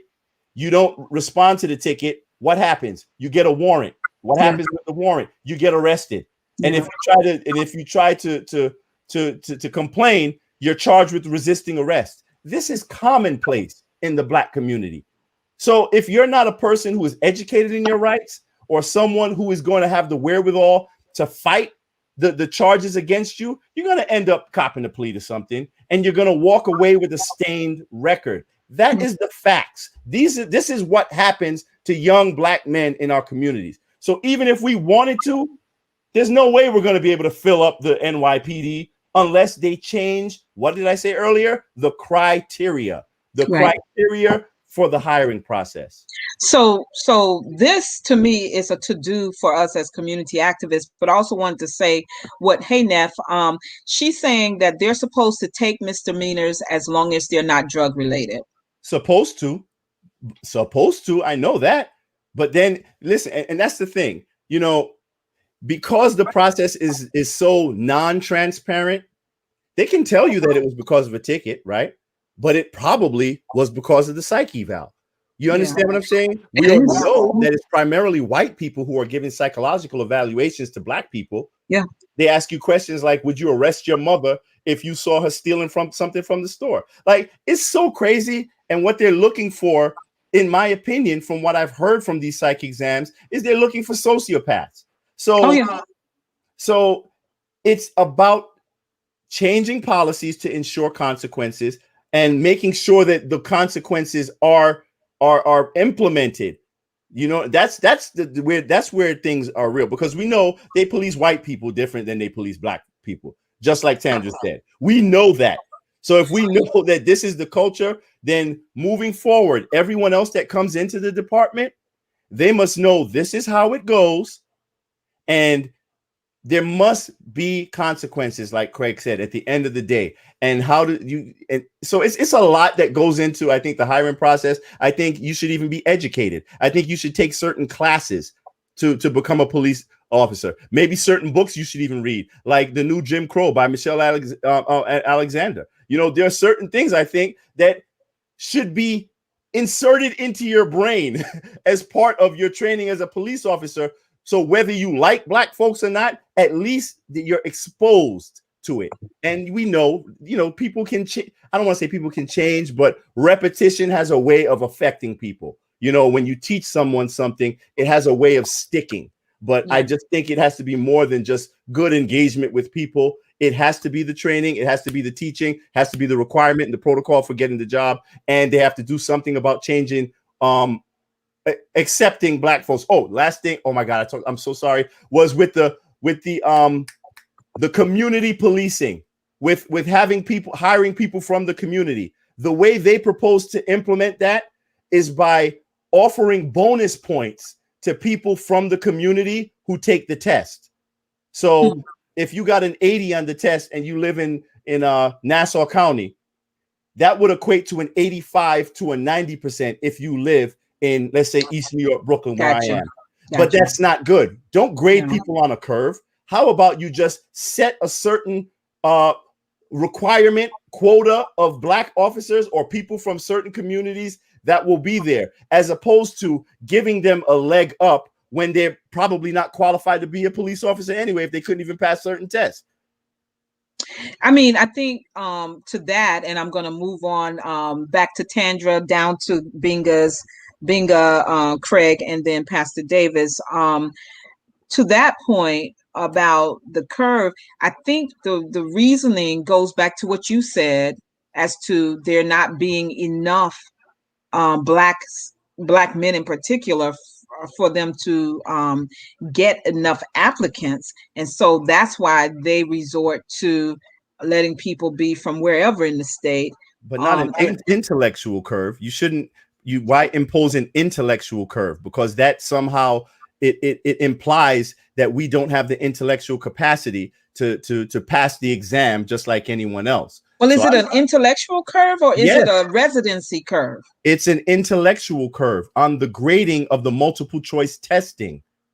So it's like saying, oh, well, you guys aren't smart enough, so we'll give you 10 extra points if you live from the neighborhood. No, we don't need that. How about you just ensure that you're going to reserve this amount of spaces for people from the community and give everyone the same standard of testing? Because if you're giving, what if I'm not intellectually capable of understanding what was presented to me on the test?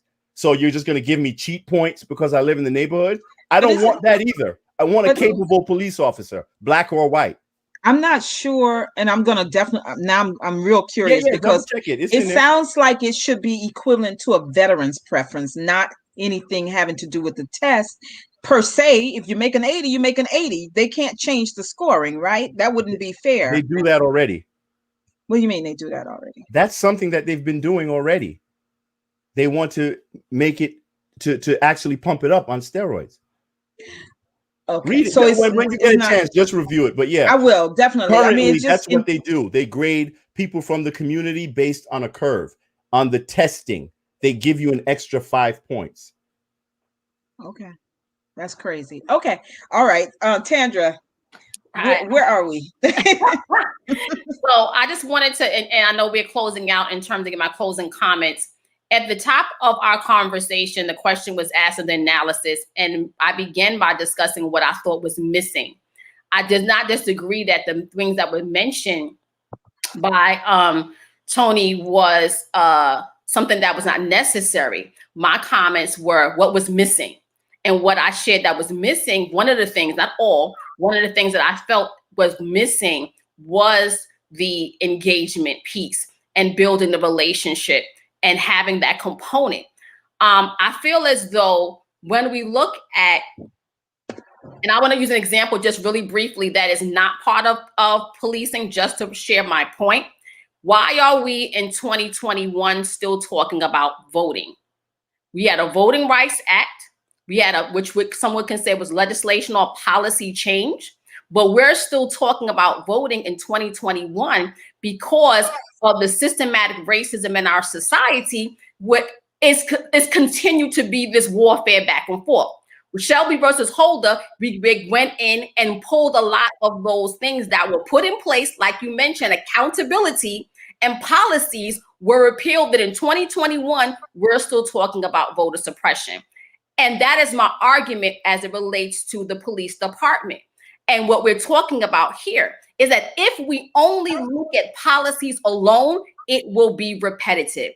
It could be new or different. The voter suppression they're using today is not the same thing they're using in the 60s, but we find ourselves again having why are we having a whole voting rights bill again? Because it is repetitive. And that was my only argument. If we only rely on policies to be able to fight the systemic racism, then we're going to repeat ourselves over and over again. That was my foundation. That does not negate that I argue that we should definitely have accountability. Of course. Should we have consequences? Of course. But if we just have accountability and consequences, we're just going to be in a situation 5 years, 10 years, 20 years. Why are we still talking consistently about another dead Black or brown young man going all the way back to Emmett Till? Because it is repetitive. So my comment at the top was, what do we need to do that is different? You made an excellent point regarding education. I'm an educational activist. So I believe very strongly that we need to include a multi-pronged approach on how we deal with the NYPD and the recruitment and changing the education, which I believe is part and parcel to how do we have engagement. It's like I said, I'm not speaking about kumbaya, but if we're going to change the system, we have to do things that are different. And what was missing as in that policy that I read was one of the things, let me be really clear. One of the major things that was missing was a need for have a conversation about building engagement. Why is it that we don't know our community affairs officer or NCO officer? Maybe we need more of those officers, and we need a larger program. Maybe they need more budget to build relationship. And like I said, maybe the word relationship might be in quotations might be difficult to get. I fully understand the anger that we have as Black and brown people, and we want racist cops to pay. I want racist cops to pay. They should be. Do I want them to be weeded out? Yes, of course I want them to be weeded out. But if we're going to say, how do we move forward? How do we build relationship moving forward? Then we also have to have another component is while we are holding you accountable, we also want to build relationship so that we can build community. And that's really what, let's get rid of the ones that are negative. Let's get rid of the cops, that are racist. Let's get rid of the bigotry, most definitely. But on the other side, how do we build community? Because unless we believe in developing a separatist or segregated America, which some may believe, and unless that is what it is, then we're going to still have to live here together. So we have to find some solutions on how we're going to live together. Otherwise, we're just going to be having the same issue again. We should not be talking about voting rights in 2021 because it was a policy shift. The people who think that way, they continue to. So how do we move the needle? We have to have another component regarding educating as well as engagement on systematic racism to dismantle the system. And that is what we need to look at, because otherwise we'll be talking about this again. I mean, it's really, and like I said, other issues that I have within the policy, because I do believe that it didn't go far enough. It talked, a lot of the terms that were used in terms of policy was assess and explore and examine, which are no policy changes at all. Just be real clear about this. And saying a lot of the language assess, explore, and examine, those are not policy changes. It was like, let's discuss it further. So all we're going to do is continue to talk about it. So that's one thing that is in that particular NYPD reform that is not going to that's not really reform. It's just a conversation. But we really need to look at how we are going to work at dismantling. Otherwise, it's just my only comment is we're just going to be here again. We're just going to be here again over and over and over and over again if we don't really look at what do we want to add to make it different than what we see right now. And I want to make sure that that's clear in terms of my perspective. I don't want to be misrepresented by saying that I don't believe in accountability or consequences. I definitely believe in accountability or consequences, but I believe that it must also be in conjunction with building healthy relationship. That those things must be partners. They must not be polarized. I'm going to, before I come to you, Gbenguze, I'm going to ask Tony to come on again and make this statement that I'm highlighting up here. Can you do that, Tony? Just read your statement. You're muted. You're muted. Yeah, I was just saying, we don't need a relationship with the NYPD. We need service. We would like a good relationship, but it should not be a prerequisite to humane treatment and the application of the law, the proper application of the law. Yeah, I guess I believe we all agree with that. I think we do. That it shouldn't be that they have to begin to see us as human in order to do what? Their jobs. I agree with that. You put that statement up there, and I was ready to close out, but that's me. You put something up there was a little hard. Oh my goodness! What have I done? What have I done? Back from that, I was good when he made his comment. I made mine, so he was ready to close out. But you put some. My thing about it is that you can't misrepresent. I'm just trying to say I didn't type into the Facebook. I could make my comments in the Facebook, but I was doing. No. What I'm trying to say is that. What I'm saying is that you put a provocative statement up when we were trying to close it out, and this comes to what Tony mentioned. And what I'm trying to say is that I do not believe, because I feel as though the words what he's sharing is misconstruing my statements. It's not. Let me finish. Go ahead. It's misconstruing my statement, and I think that is not where I'm coming from, and I'm making my statements very clear. I do not believe that having a relationship is a prerequisite for being treated like a human. That is not what it is. Looking at what we see today, the question is rectification. We're learning how we're going to dismantle the systematic racism that we have. And what are the methods that we're going to be able to do that? I don't believe that if we just do accountability and consequences alone, we will be here again. History already shows us that. We will be here again. It makes us feel good to hold the police accountable. I agree. It makes us feel good as Black and brown people. It says you will pay for what you have done to us. You deserve what you get. We want you gone. You will pay. Of course, that is something that makes it, because we're angry. We want it to change. We're angry about our sons and our daughters being victimized. We're angry about our children being killed. We are angry, and we want the police department to be held accountable. We want justice, and we want that to happen, and it happen expediently. And I believe that. But I agree. So what I'm saying is, how do we move forward as well, short term and the long term?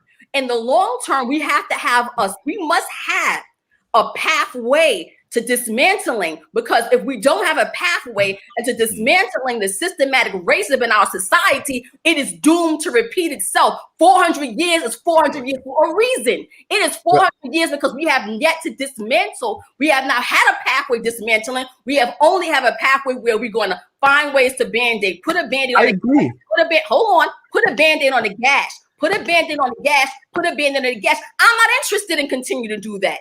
I don't want to continue to put a Band-Aid on the gas. How do we begin to dismantle so that we can all live free? I can live feeling comfortable about who I am. I can live feeling comfortable who I am in my Black skin, that I don't have to look over my shoulder, that I don't have to worry about somebody trying to hurt me. I don't have to worry about the police department. I don't have to be scared of a siren. I don't have to be scared of a police car. It has to be with dismantling the system. Yeah, exactly. That's yes. Okay, I think you all have come to a point of agreement. Yes. I'm gonna mute them both. Right. Listen.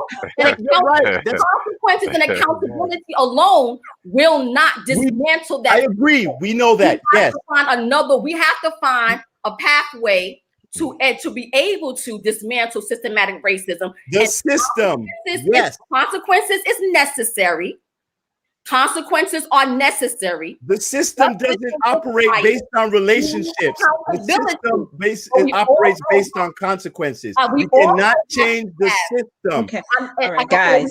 Like I said, Deb, we was good, but you threw that comment, and I couldn't just let that go. Because you're talking about personal relationships. I'm talking about the system. The system can only be changed via consequences. The system. Your focus is more so on local personal relationships. No, it's not. No, it's not. Okay, fine. It's not. But what I'm saying is all of the relationship building must be all of the relationship building that you're focusing, that is to be in tandem with the consequences and the policies. I'm saying that when it comes to the system of white supremacy in this country, it means nothing. No, relationships don't change things. Consequences do when you're talking about a system. And if that was the case, 400 years later, we wouldn't be having the same concept conversation. Because we're busy trying to address the system with relationships. No, we haven't been trying to just address. Yeah. Been very appealing to the conscience of a system that has no conscience. You're finished. But there has been, and I'm talking when I say relationships, I'm not just talking about. I'm also speaking of education. So let me be clear about that. There has not been a substantive program or substantive means about building relationships through education. It has not happened. We have had policy change after policy change after policy change. That is historical. That is for fact. But we have not had a substantive program, a substantive concept to look at how do we begin to use education to build relationships to dismantle this system. Tell me what the name of it is. Tell me what we've been doing, because I can tell you decades of policies. Like I said, there have been decades. Hold on. You said tell you, right? I said what I shared is we are still talking about voting rights in 2021. How many times has that policy been changed? Okay. Why are we still having that conversation? Every time we change a policy, we thought we won a great victory in the 1960 was Voting Rights Act.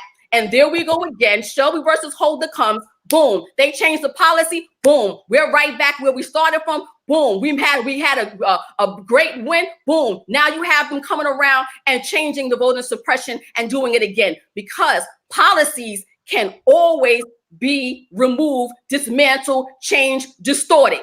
So you put it in, it's good for a little while, and then what you have, white supremacists will come around again and just change it. They're not, you understand something. As many consequences, and I'll say this, and I don't close it because I don't want to, push it too far. As many, be real clear, as adamant you are, Tony, about white supremacy, and I am as well, I'm pragmatic. And what I mean is, as many consequences that we put in place and accountability for and to respond to a white supremacist system, the system will always repair itself, because that's the system. It's always going to come back with a counter to every single policy, procedure, and plan. It is a stopgap. If we are going to do anything, we must dismantle the system. Consequences alone will not dismantle the system. And it will just repeat itself. It's going to fight back. So just put the date on this. Deb, you know what the date is, the conversation here. Watch and put it on. Wait till it fights back, because the system of white supremacy is going to fight back over every consequence, every policy that we enact. We must dismantle the system. And one of the ways that we have to dismantle the system is to dealing with the issues around it, racism in America, education, changing the dynamic, changing how we think about each other, changing how those things have to happen. Little by little, we must take that avenue while we hold people accountable. Otherwise, my brother, we're going to be here again. Mark my word, today is May 4th, 2021. We will have this conversation again. Put all those consequences in place and watch the white supremacy come back and eradicate. I agree with you.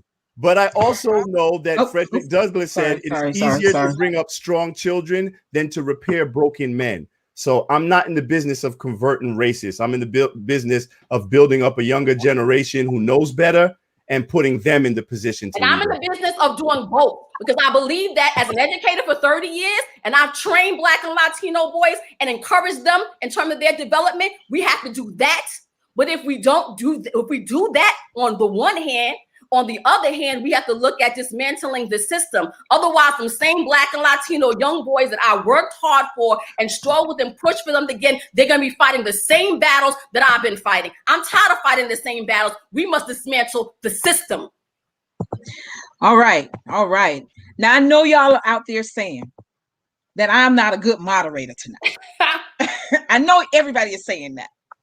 And that may be true, but I really think that these things had to come out. And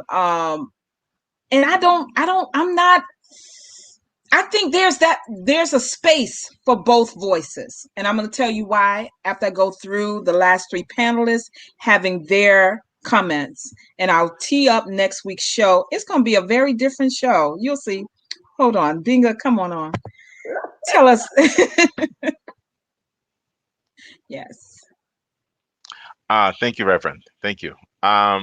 It's excellent discussion, very powerful. And the thing with the with what's going on and all, it's just that we need to go back to the civic lessons of what was done back in the days of informing community about civic lessons, civic government, everything and all. So when these things are happening, there's community awareness. I think also too it's by design why people don't know how the police works, who their community officers is and everything, because the money is there, the budget is there. But a lot of times it's done on purpose. And along the way, you have a lot of chaos and confusion, which leads to where things are today. And also recently, I think was in January or February, the mayor said they instituted a new directive that when prison commanders are appointed to a precinct, they have to meet with the precinct council community leaders first. And that's when the final recommendations will be made, whether this particular commander is good for their neighborhood or not. So I don't know if anyone is aware of that. Yes. I'm aware of it. I'm aware of it. How well it's going to work, because so often many of the commanders are moved at, because of circumstances, right? Things. And so the community council doesn't necessarily have an opportunity to weigh in before the commissioner makes a switch. But yes, I did hear that. And I think that if it were to happen, it would be great. Problem here is that those of us who really need to be at these community council, precinct council meetings, we're not going. I can tell you in Co-op City, the majority of the people who attend them, even when they have them right here in Co-op City, which is predominantly Black, whites attend, Blacks do not. So that's another problem. So yes, I agree with you that civics need to be emphasized. Tandra's a history teacher, so I know she knows the importance of that, but I think everybody on this panel does. But will the people listen? Will they respond? That's why I was happy when I joined one of Leslie's meetings and I saw that she had invited the NCO officers there for the NACP, because she is similar to what one of you just said. Oh, it was you, Binga, about remembering what they've done in the past. Well, she's continuing the tradition that the NACP has had before by getting us engaged and becoming knowledgeable. So yes, I thank you for being here tonight and for those comments. I agree. But what the takeaway from what you said is, if that's not currently happening, we should all be able to go to our precinct council and ensure that they know that this is the new directive from the mayor and the mayor. Yes. So thank you, Binga. Craig, you're up. Thank you so much. You're very welcome, and thank you for being here. Craig, anytime. Been waiting a while, I know. So I guess what I add the piece that for me, growing up in Brownsville, Brooklyn, I've interacted with two types of cops. And sometimes I've interacted with two types of cops at the same time. So basically, I've interacted with one type of cop who kind of has the experience, has the moral compass, and has the wherewithal to know how to properly assess a situation that he may be dealing with, whether it be me and a group of my friends, whether we're just hanging out and they just kind of want to walk over and ask us what's going on. And then I've dealt with the other cop who, kind of operates outside of that and doesn't really understand our culture or who we are, and is kind of more heavy-handed. Funny thing is that when I've been in a situation with me and my friends and those two type of cops are present at the same time, the cop that's more level-headed understands and knows which one of the cops that's on the scene that is the one that we should avoid. And they'll pull me to the side and say, listen, here's what's happening. Here's what I need you to do for this situation not to escalate. And I don't want this guy over here, to be involved. He's kind of steering the situation into a place where everyone can kind of go home safely. And I say all of that to say that I don't believe that there is any amount of education or training that can go into teaching a person to be a human first or to value somebody. Now, I know that we all have implicit biases. I know that we all have things that maybe we can work on within ourselves. Like you could teach people how to recognize your implicit bias and how not to use that to hurt other people. I know that that's part of the work that we're doing now. But having a moral compass and having that frame of mind to be able to value a human and the interaction and how that interaction could affect a human life. I think that just comes naturally with a person. So during the hiring process, whatever that looks like, as it is now, I would say that they are letting too much of the unlevel-headed,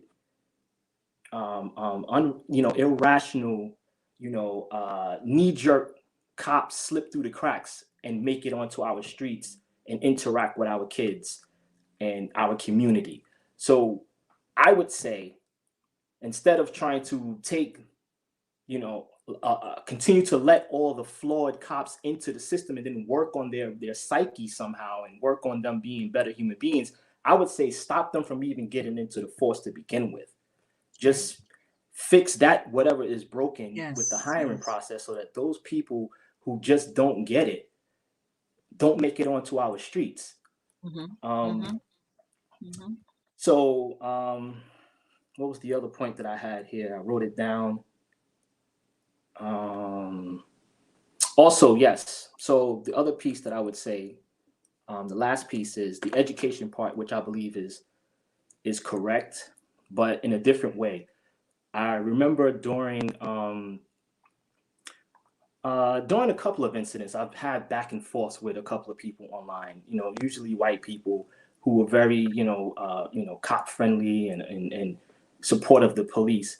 And they would always say, particularly with, I believe, the Philando Castile, the brother, I think, who got shot in the car in front of his girlfriend and his daughter.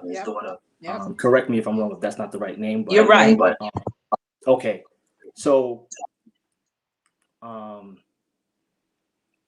the trend with the pushback would always be, well, everyone knows that, when a cop approaches your car, you keep both hands on the wheel. And there's always some type of situation where we just supposed to know exactly how to operate when we encounter police. And actually the opposite is true.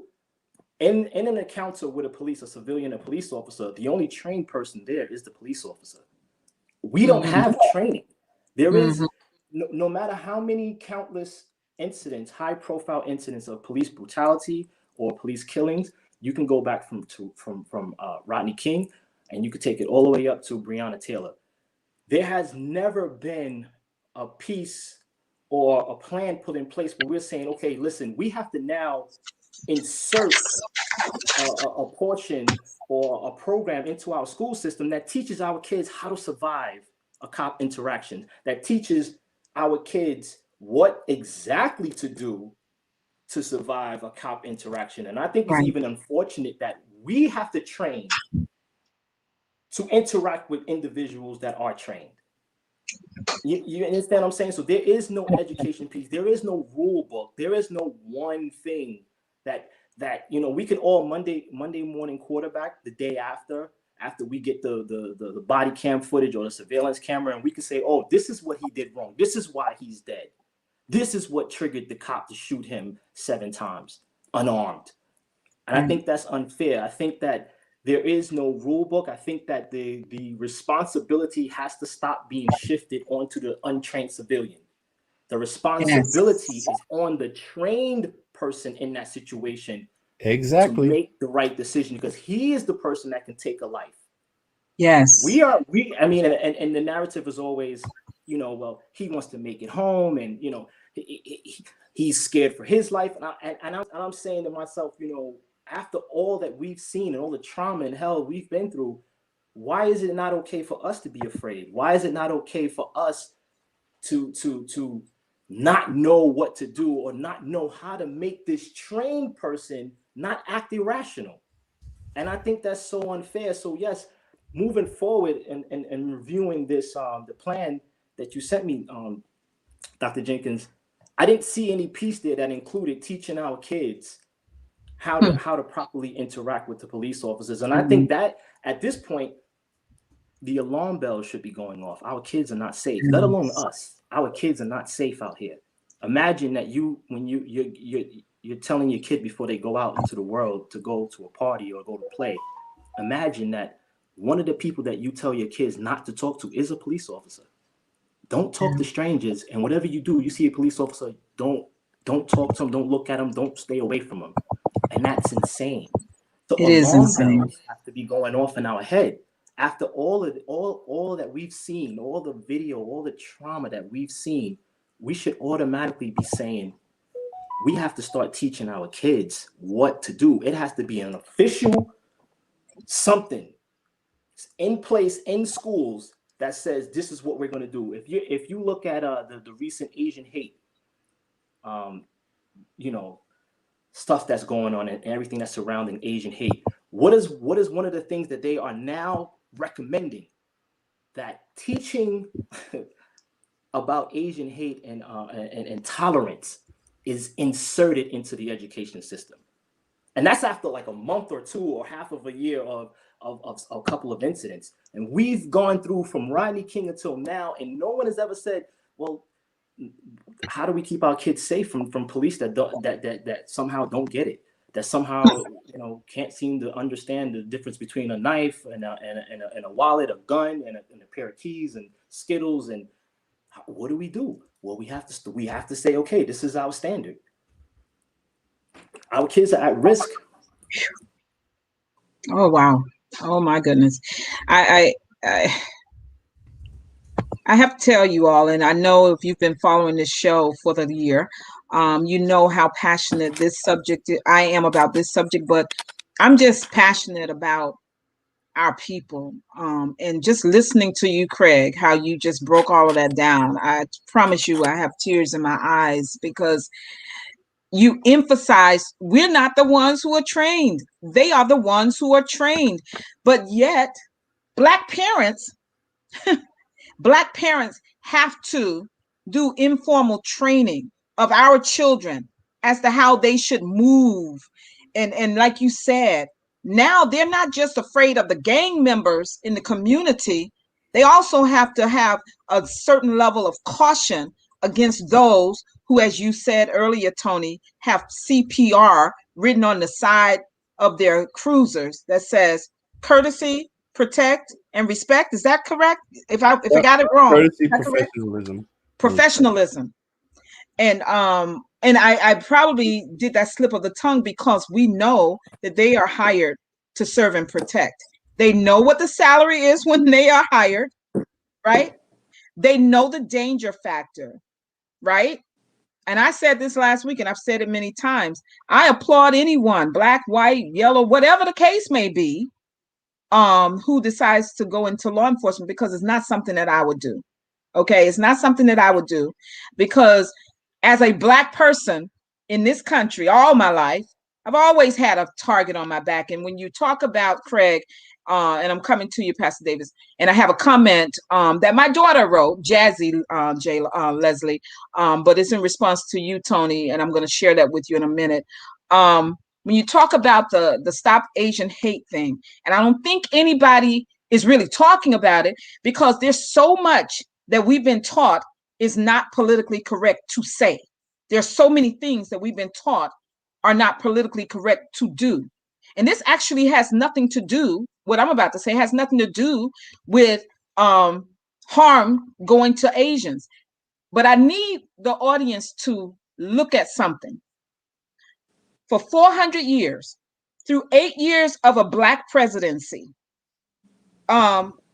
through, and you all know, my pet peeve is everybody who said we needed to vote as if our lives depended on it just to get Trump out. And we'll deal with the shortcomings of President Biden once he's elected. So I'm going to keep banging that drum, because I'm going to keep showing you all the policies that are really harmful that are going through, and nobody's talking about it. But as it relates to where we are currently, the House, the Senate, the presidency, but there has not been enough will to change things, to pass a bill against anti-Black hate, but a unanimous bill passed like that on behalf of Asians.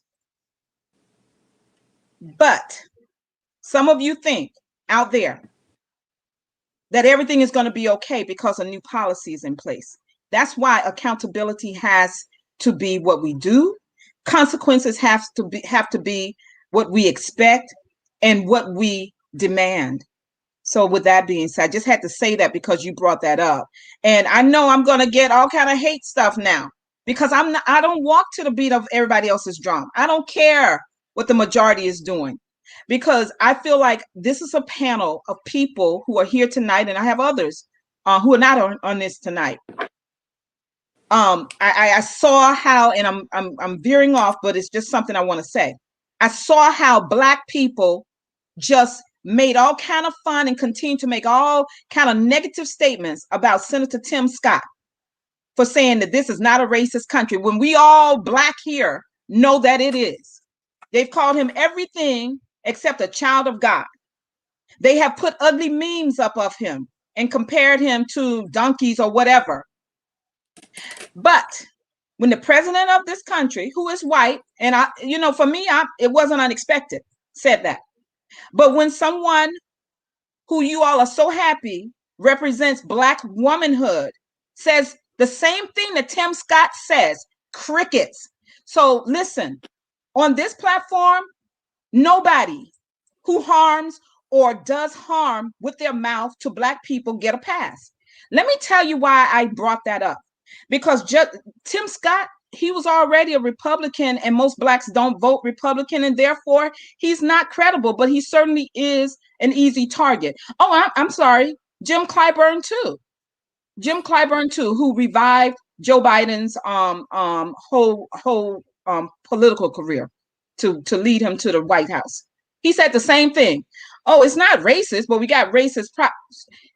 Let me tell you all this, and I'm glad my daughter weighed in. I'm gonna put her comment on while we're debating, while I'm saying this and wrapping up my comments so Pastor Davis can come on.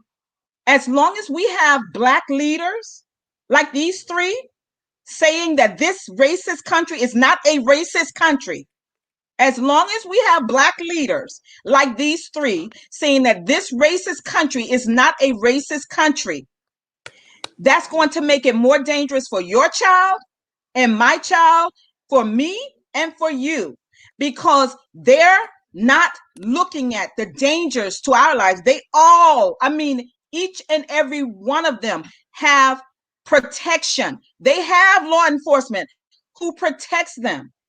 Y'all are not in the same boat as them.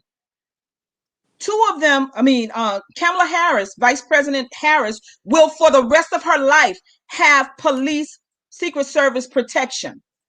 But you all are quiet. I'm going to give him his props right here and now. Reverend Dr. Freddie Haynes is the only scholar and preacher who I've heard, and I know many, to hold her accountable for her statements. He's not putting her in a separate category of, oh, it's okay because she's the vice president. Oh, it's okay because she's the first person of color, female. No, he spoke truth to power. And everybody who says, I want people who speak truth to power, well, there you have it. You have at least two. There's Reverend Dr. Freddie Haynes, and then there's Reverend Dr. Deborah Jenkins. I'm saying it. I'm not scared. I mean it, because it's a danger factor. Now, let me read what my daughter said, and I'm going to let Pastor Davis say his comment. Then I'll wrap up and talk about next week's show. My daughter said this. She has my phone, and she was sort of seeing what the comments were, but she was listening, and I thank you. And for those of you who like to hear the voices of young people, here she is. Her name, she's 17. She said, this is doctor's daughter, and I agree with Mr. Tony, Lindsay, we should not prioritize emotions and relationships with the systems only. Historical, emotional, and relationships when the system's only historical, emotional, historical emotions and relationships towards and with the Black community has been hate. We need action and change, not coming together and holding hands. Relationships can come after they change their hateful actions towards our community. That's what young people are saying. So imagine, she's not 17 and a half, so she doesn't qualify to take the test, right? But that's the attitude of a lot of young people. And so, Tony, when you talk about wanting to teach them better, you got to try to get that out of them. But there's no getting it out of them. And to be honest with you, I don't want to get that out of her, because that's that's her perception of how this country is and the systems that run this country. And the police are a part of that. And it's sad that young people in 2021 have to feel that way. And I've said on many occasions that both my children have too. Their whole lives have been spent around police officers. Their whole lives have been spent around police officers. They know the right things to say, but you see that knowing the right thing to say doesn't change what they actually see happening in this country. And they really need us to lead the way and move out of the way when necessary, so they can go forward and make and hold people accountable. Pastor Davis, would you come on with your comments? I know it's been a long night, everybody, but we're trying to get out of here. Well, I think I don't want to lose sight of the fact that even with that anti-Asian hate bill that was passed unanimously, it is still policy, right, to make hate crimes against Asians accountable. People are accountable for that kind of stuff. So I think, again, it just shows the need to have policy. But I think a lot has been said, and I think everything that has been said is important to the conversation. I would say, and really to close it up, Pastor Deb, is that we have to look at the power of even this platform that you have, right? And I think we don't want to have conversations that are just with us, right? That it can be rather insulated, right? We have an opportunity with and to make what you're doing really a transformational moment, right? So I think we need to bring, as we've brought on political leaders on the platform that you've hosted, to hold them accountable, whether city council people running for city councilmen. We should do the same thing for when it comes to policing.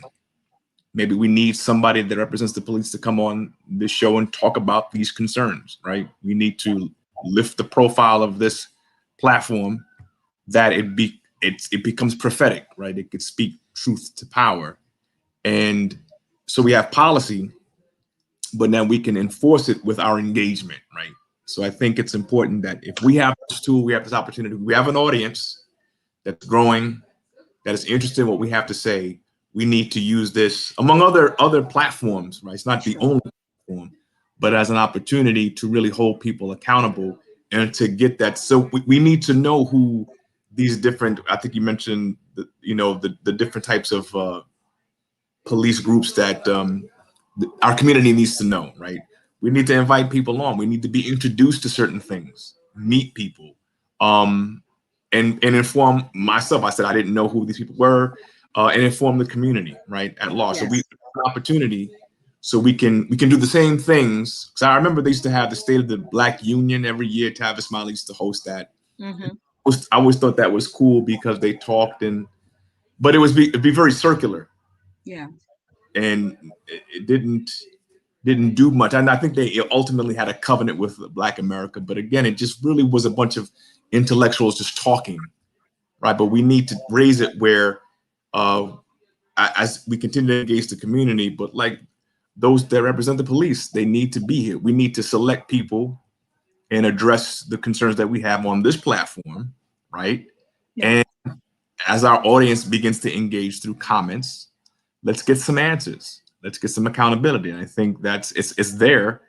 And a lot of it is because, either going back to the bill for anti-Asian hate crimes, there's a lot of organization there. I mean, what percentage of the population are Asians overall, right, compared to the Black population?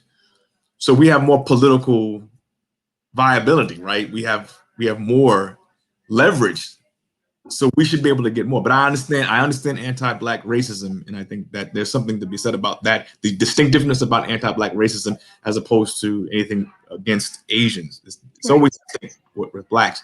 But again, if they could do it for them, I think we need to begin to leverage ourselves to get our agenda passed.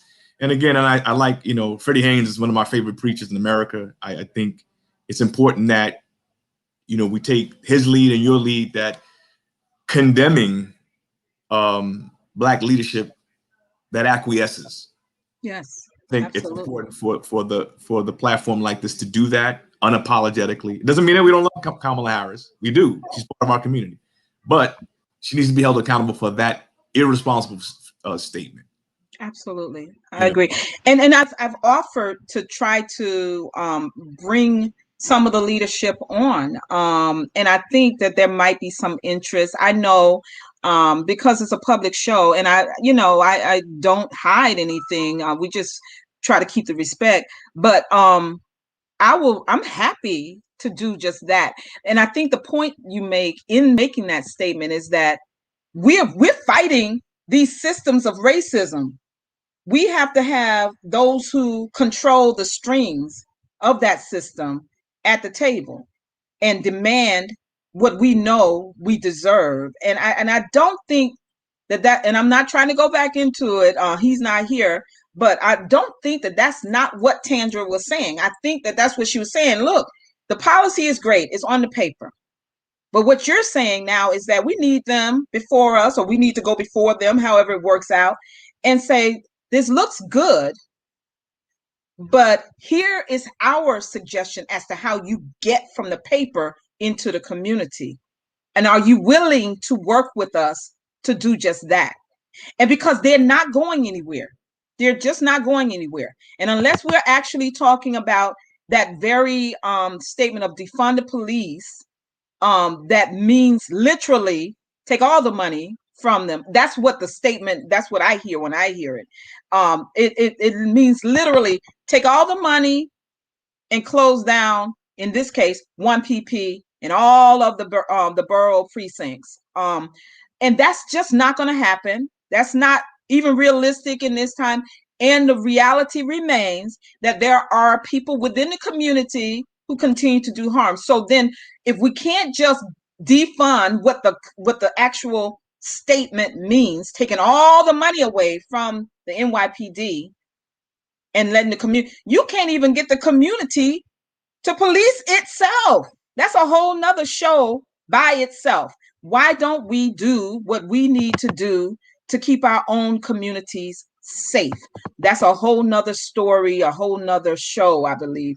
But I do agree with you, Pastor Davis. And listen, I appreciate all of the panelists tonight. I really do. Tandra Birkett, educational activist, Pastor Davis, pastor and community leader and activist in Co-op City, the Bronx. Craig Visions, insightful community leader and activist in Brooklyn.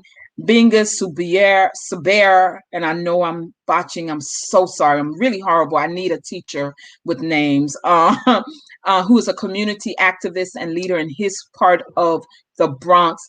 And Tony Lindsay, the host and founder of the community Townhall, who is also a community activist and leader in Brooklyn. Listen, we've laid it out there. I'm actually hopeful that someone from within the NYPD was watching and they see the tension. And I don't mean argument. I mean the tension that we have in reviewing as community leaders and activists what their plan is. It looks good on paper. How do we get from paper to activity? And that is what we are hopeful for. I don't know about you. I like nice things on paper, but it really doesn't mean a lot until we actually begin to see the change. We are demanding change because they have left themselves open to invite the demand, right? So in the invitation, we're sitting here tonight as leaders in our parts of New York, and there's so many more, saying that we want to see these changes. We want to see these corrective actions. One thing I take from it is that it's pretty much a wrap for this particular police exam filing. I think if they are going to have a new one for next year, we need to consider asking for a meeting with the chief of personnel services, right, within the NYPD, along with Chief Juanita Holmes, who is the chief of patrol, who is responsible for all of the uniformed officers. And so because she's committed to making change and pushing for change as it relates to the psych evaluation, those two leaders are critical to even our thoughts around encouraging our community to take the exam in 2022. So those who are going to take it in 2021, we do hope that I hope that there are more Blacks applying. But it doesn't escape me the issues raised by Tony and Craig and Pastor Davis and Leah Richardson tonight about the records that many of our people have, and it is a result of the systemic poverty that we have been raised in this country, and the inequity and the disparities economically that we continue to deal with on a day-by-day basis. But on top of that, the injury being applied from the legal system in terms of the criminalization of poverty, from the youngest, our children, to the oldest, our elderly. And so there's a whole lot of work to be done. We cannot afford to just let it be a beautiful document that has been accepted, I hope, by the governor. Otherwise, they'd have to go back to the drawing board, which I doubt that would happen. But we have to get to work. And that is for all communities in the United States. We all have to hold local law enforcement accountable for the things that we are well within our right to demand. To that end, all politics is local. In Co-op City, we are our community, the largest cooperative housing development in the world, but definitely in the United States. We are governed by a board of directors. I forget the number, and I used to be on that board, and I've forgotten the number. But they elect 5 new board members every year. I am biased, and I'm not ashamed to say so. And so next week's show, I will be inviting 4 of the 5 candidates that I am voting for, that I am supporting, onto this platform so that they can share with specifically the Co-op City community, but anyone who lives in a Mitchell-Lama housing development. It has federal implications. It has New York State implications, and of course, New York City implications. And so it will be an interesting show as I invite Leslie Peterson, Leah Richardson, and their 2 running mates, Anika and Akeisha. I'm messing up names again, but the 4 of them, they will get it clear as to who they are and what their platform is. And they have a huge, huge platform that is focused on building up young people. So you don't want to miss hearing what they have to say. And that is next week, May. Look at me, I'm in the wrong month even. I'm tired. May 11th at 7 p.m. right here on Black Talk platform. I thank you all for joining us tonight, and I look forward to having you back with us next week. Thank you again, panelists. God bless you all. Stay in the back rooms, in the green room, so that I can just say good night to you all. Good night, Dr. everybody. Jenkins? Yes. Dr. Jenkins? Yes. Oh, I'm trying to add you. Before you sign off, I just together. You triggered something in my mind when you said yes, you hope that someone from the NYPD is listening to this show, and I just want to speak to them directly if they are listening. Sure. Really quick, I've been to these police outreach functions, these games that they have after a high profile incident, like a shooting or something, and then they'll have the community police come out and throw a function in the park, basketball game or whatever. But I've always noticed that the people that they need to reach are missing. The people who they actually need to mend those relationships are missing.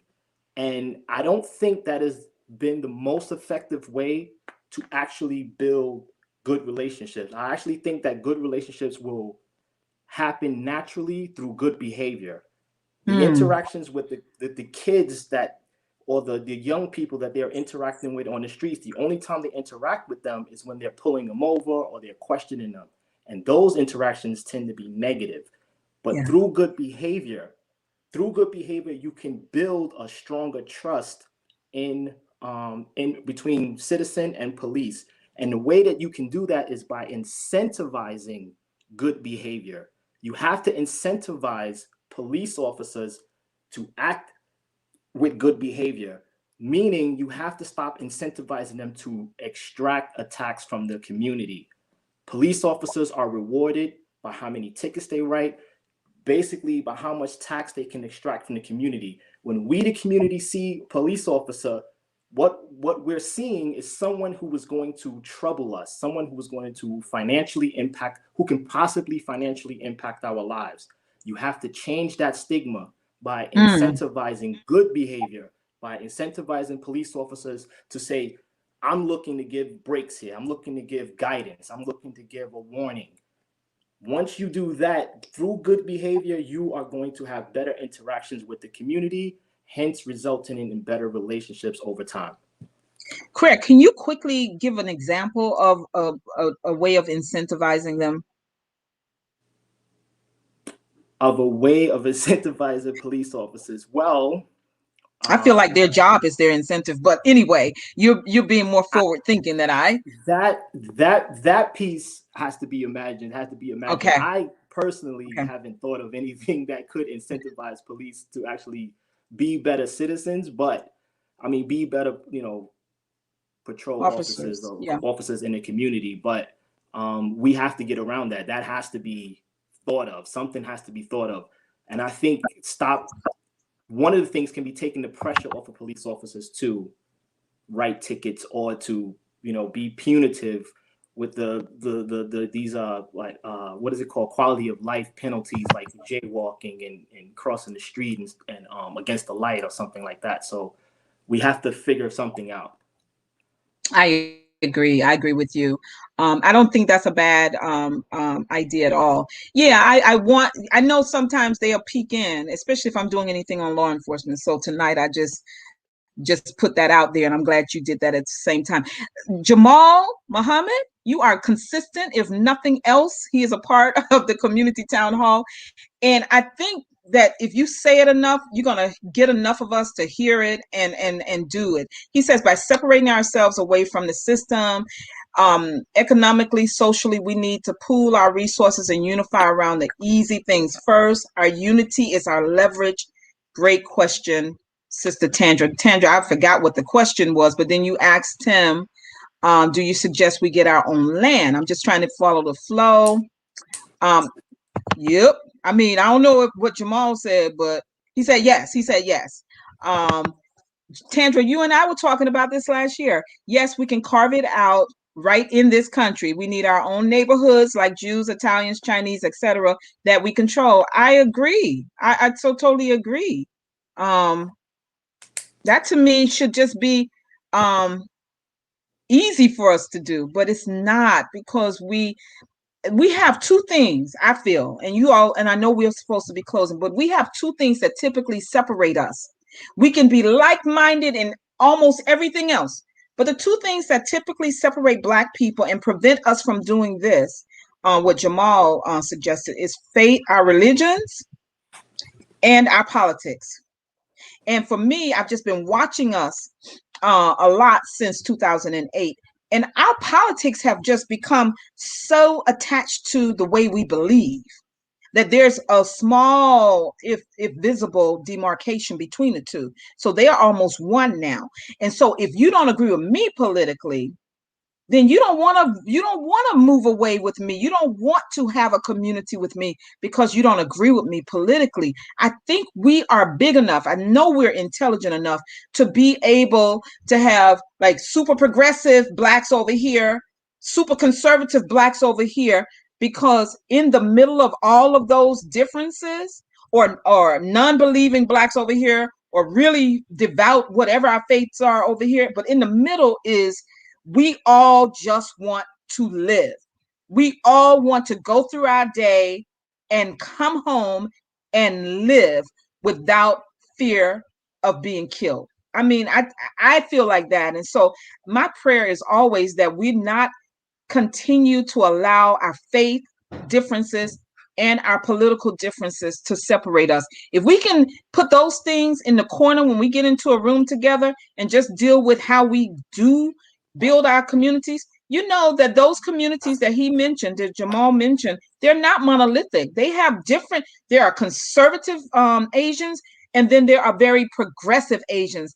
And the same with Jewish communities, Italians, Irish, all, but us, we allow ourselves to stay divided over faith and politics. And I think that if we're going to take any lessons, positive lessons from those other groups who have managed to have their little Italies, their Chinatowns and the like, it is their unity despite their differences. Unity despite differences. As sure as 8 million people live, they're going to always be 8 billion people live. They're going to always be differences, but we can get past them and come together. That's my hope.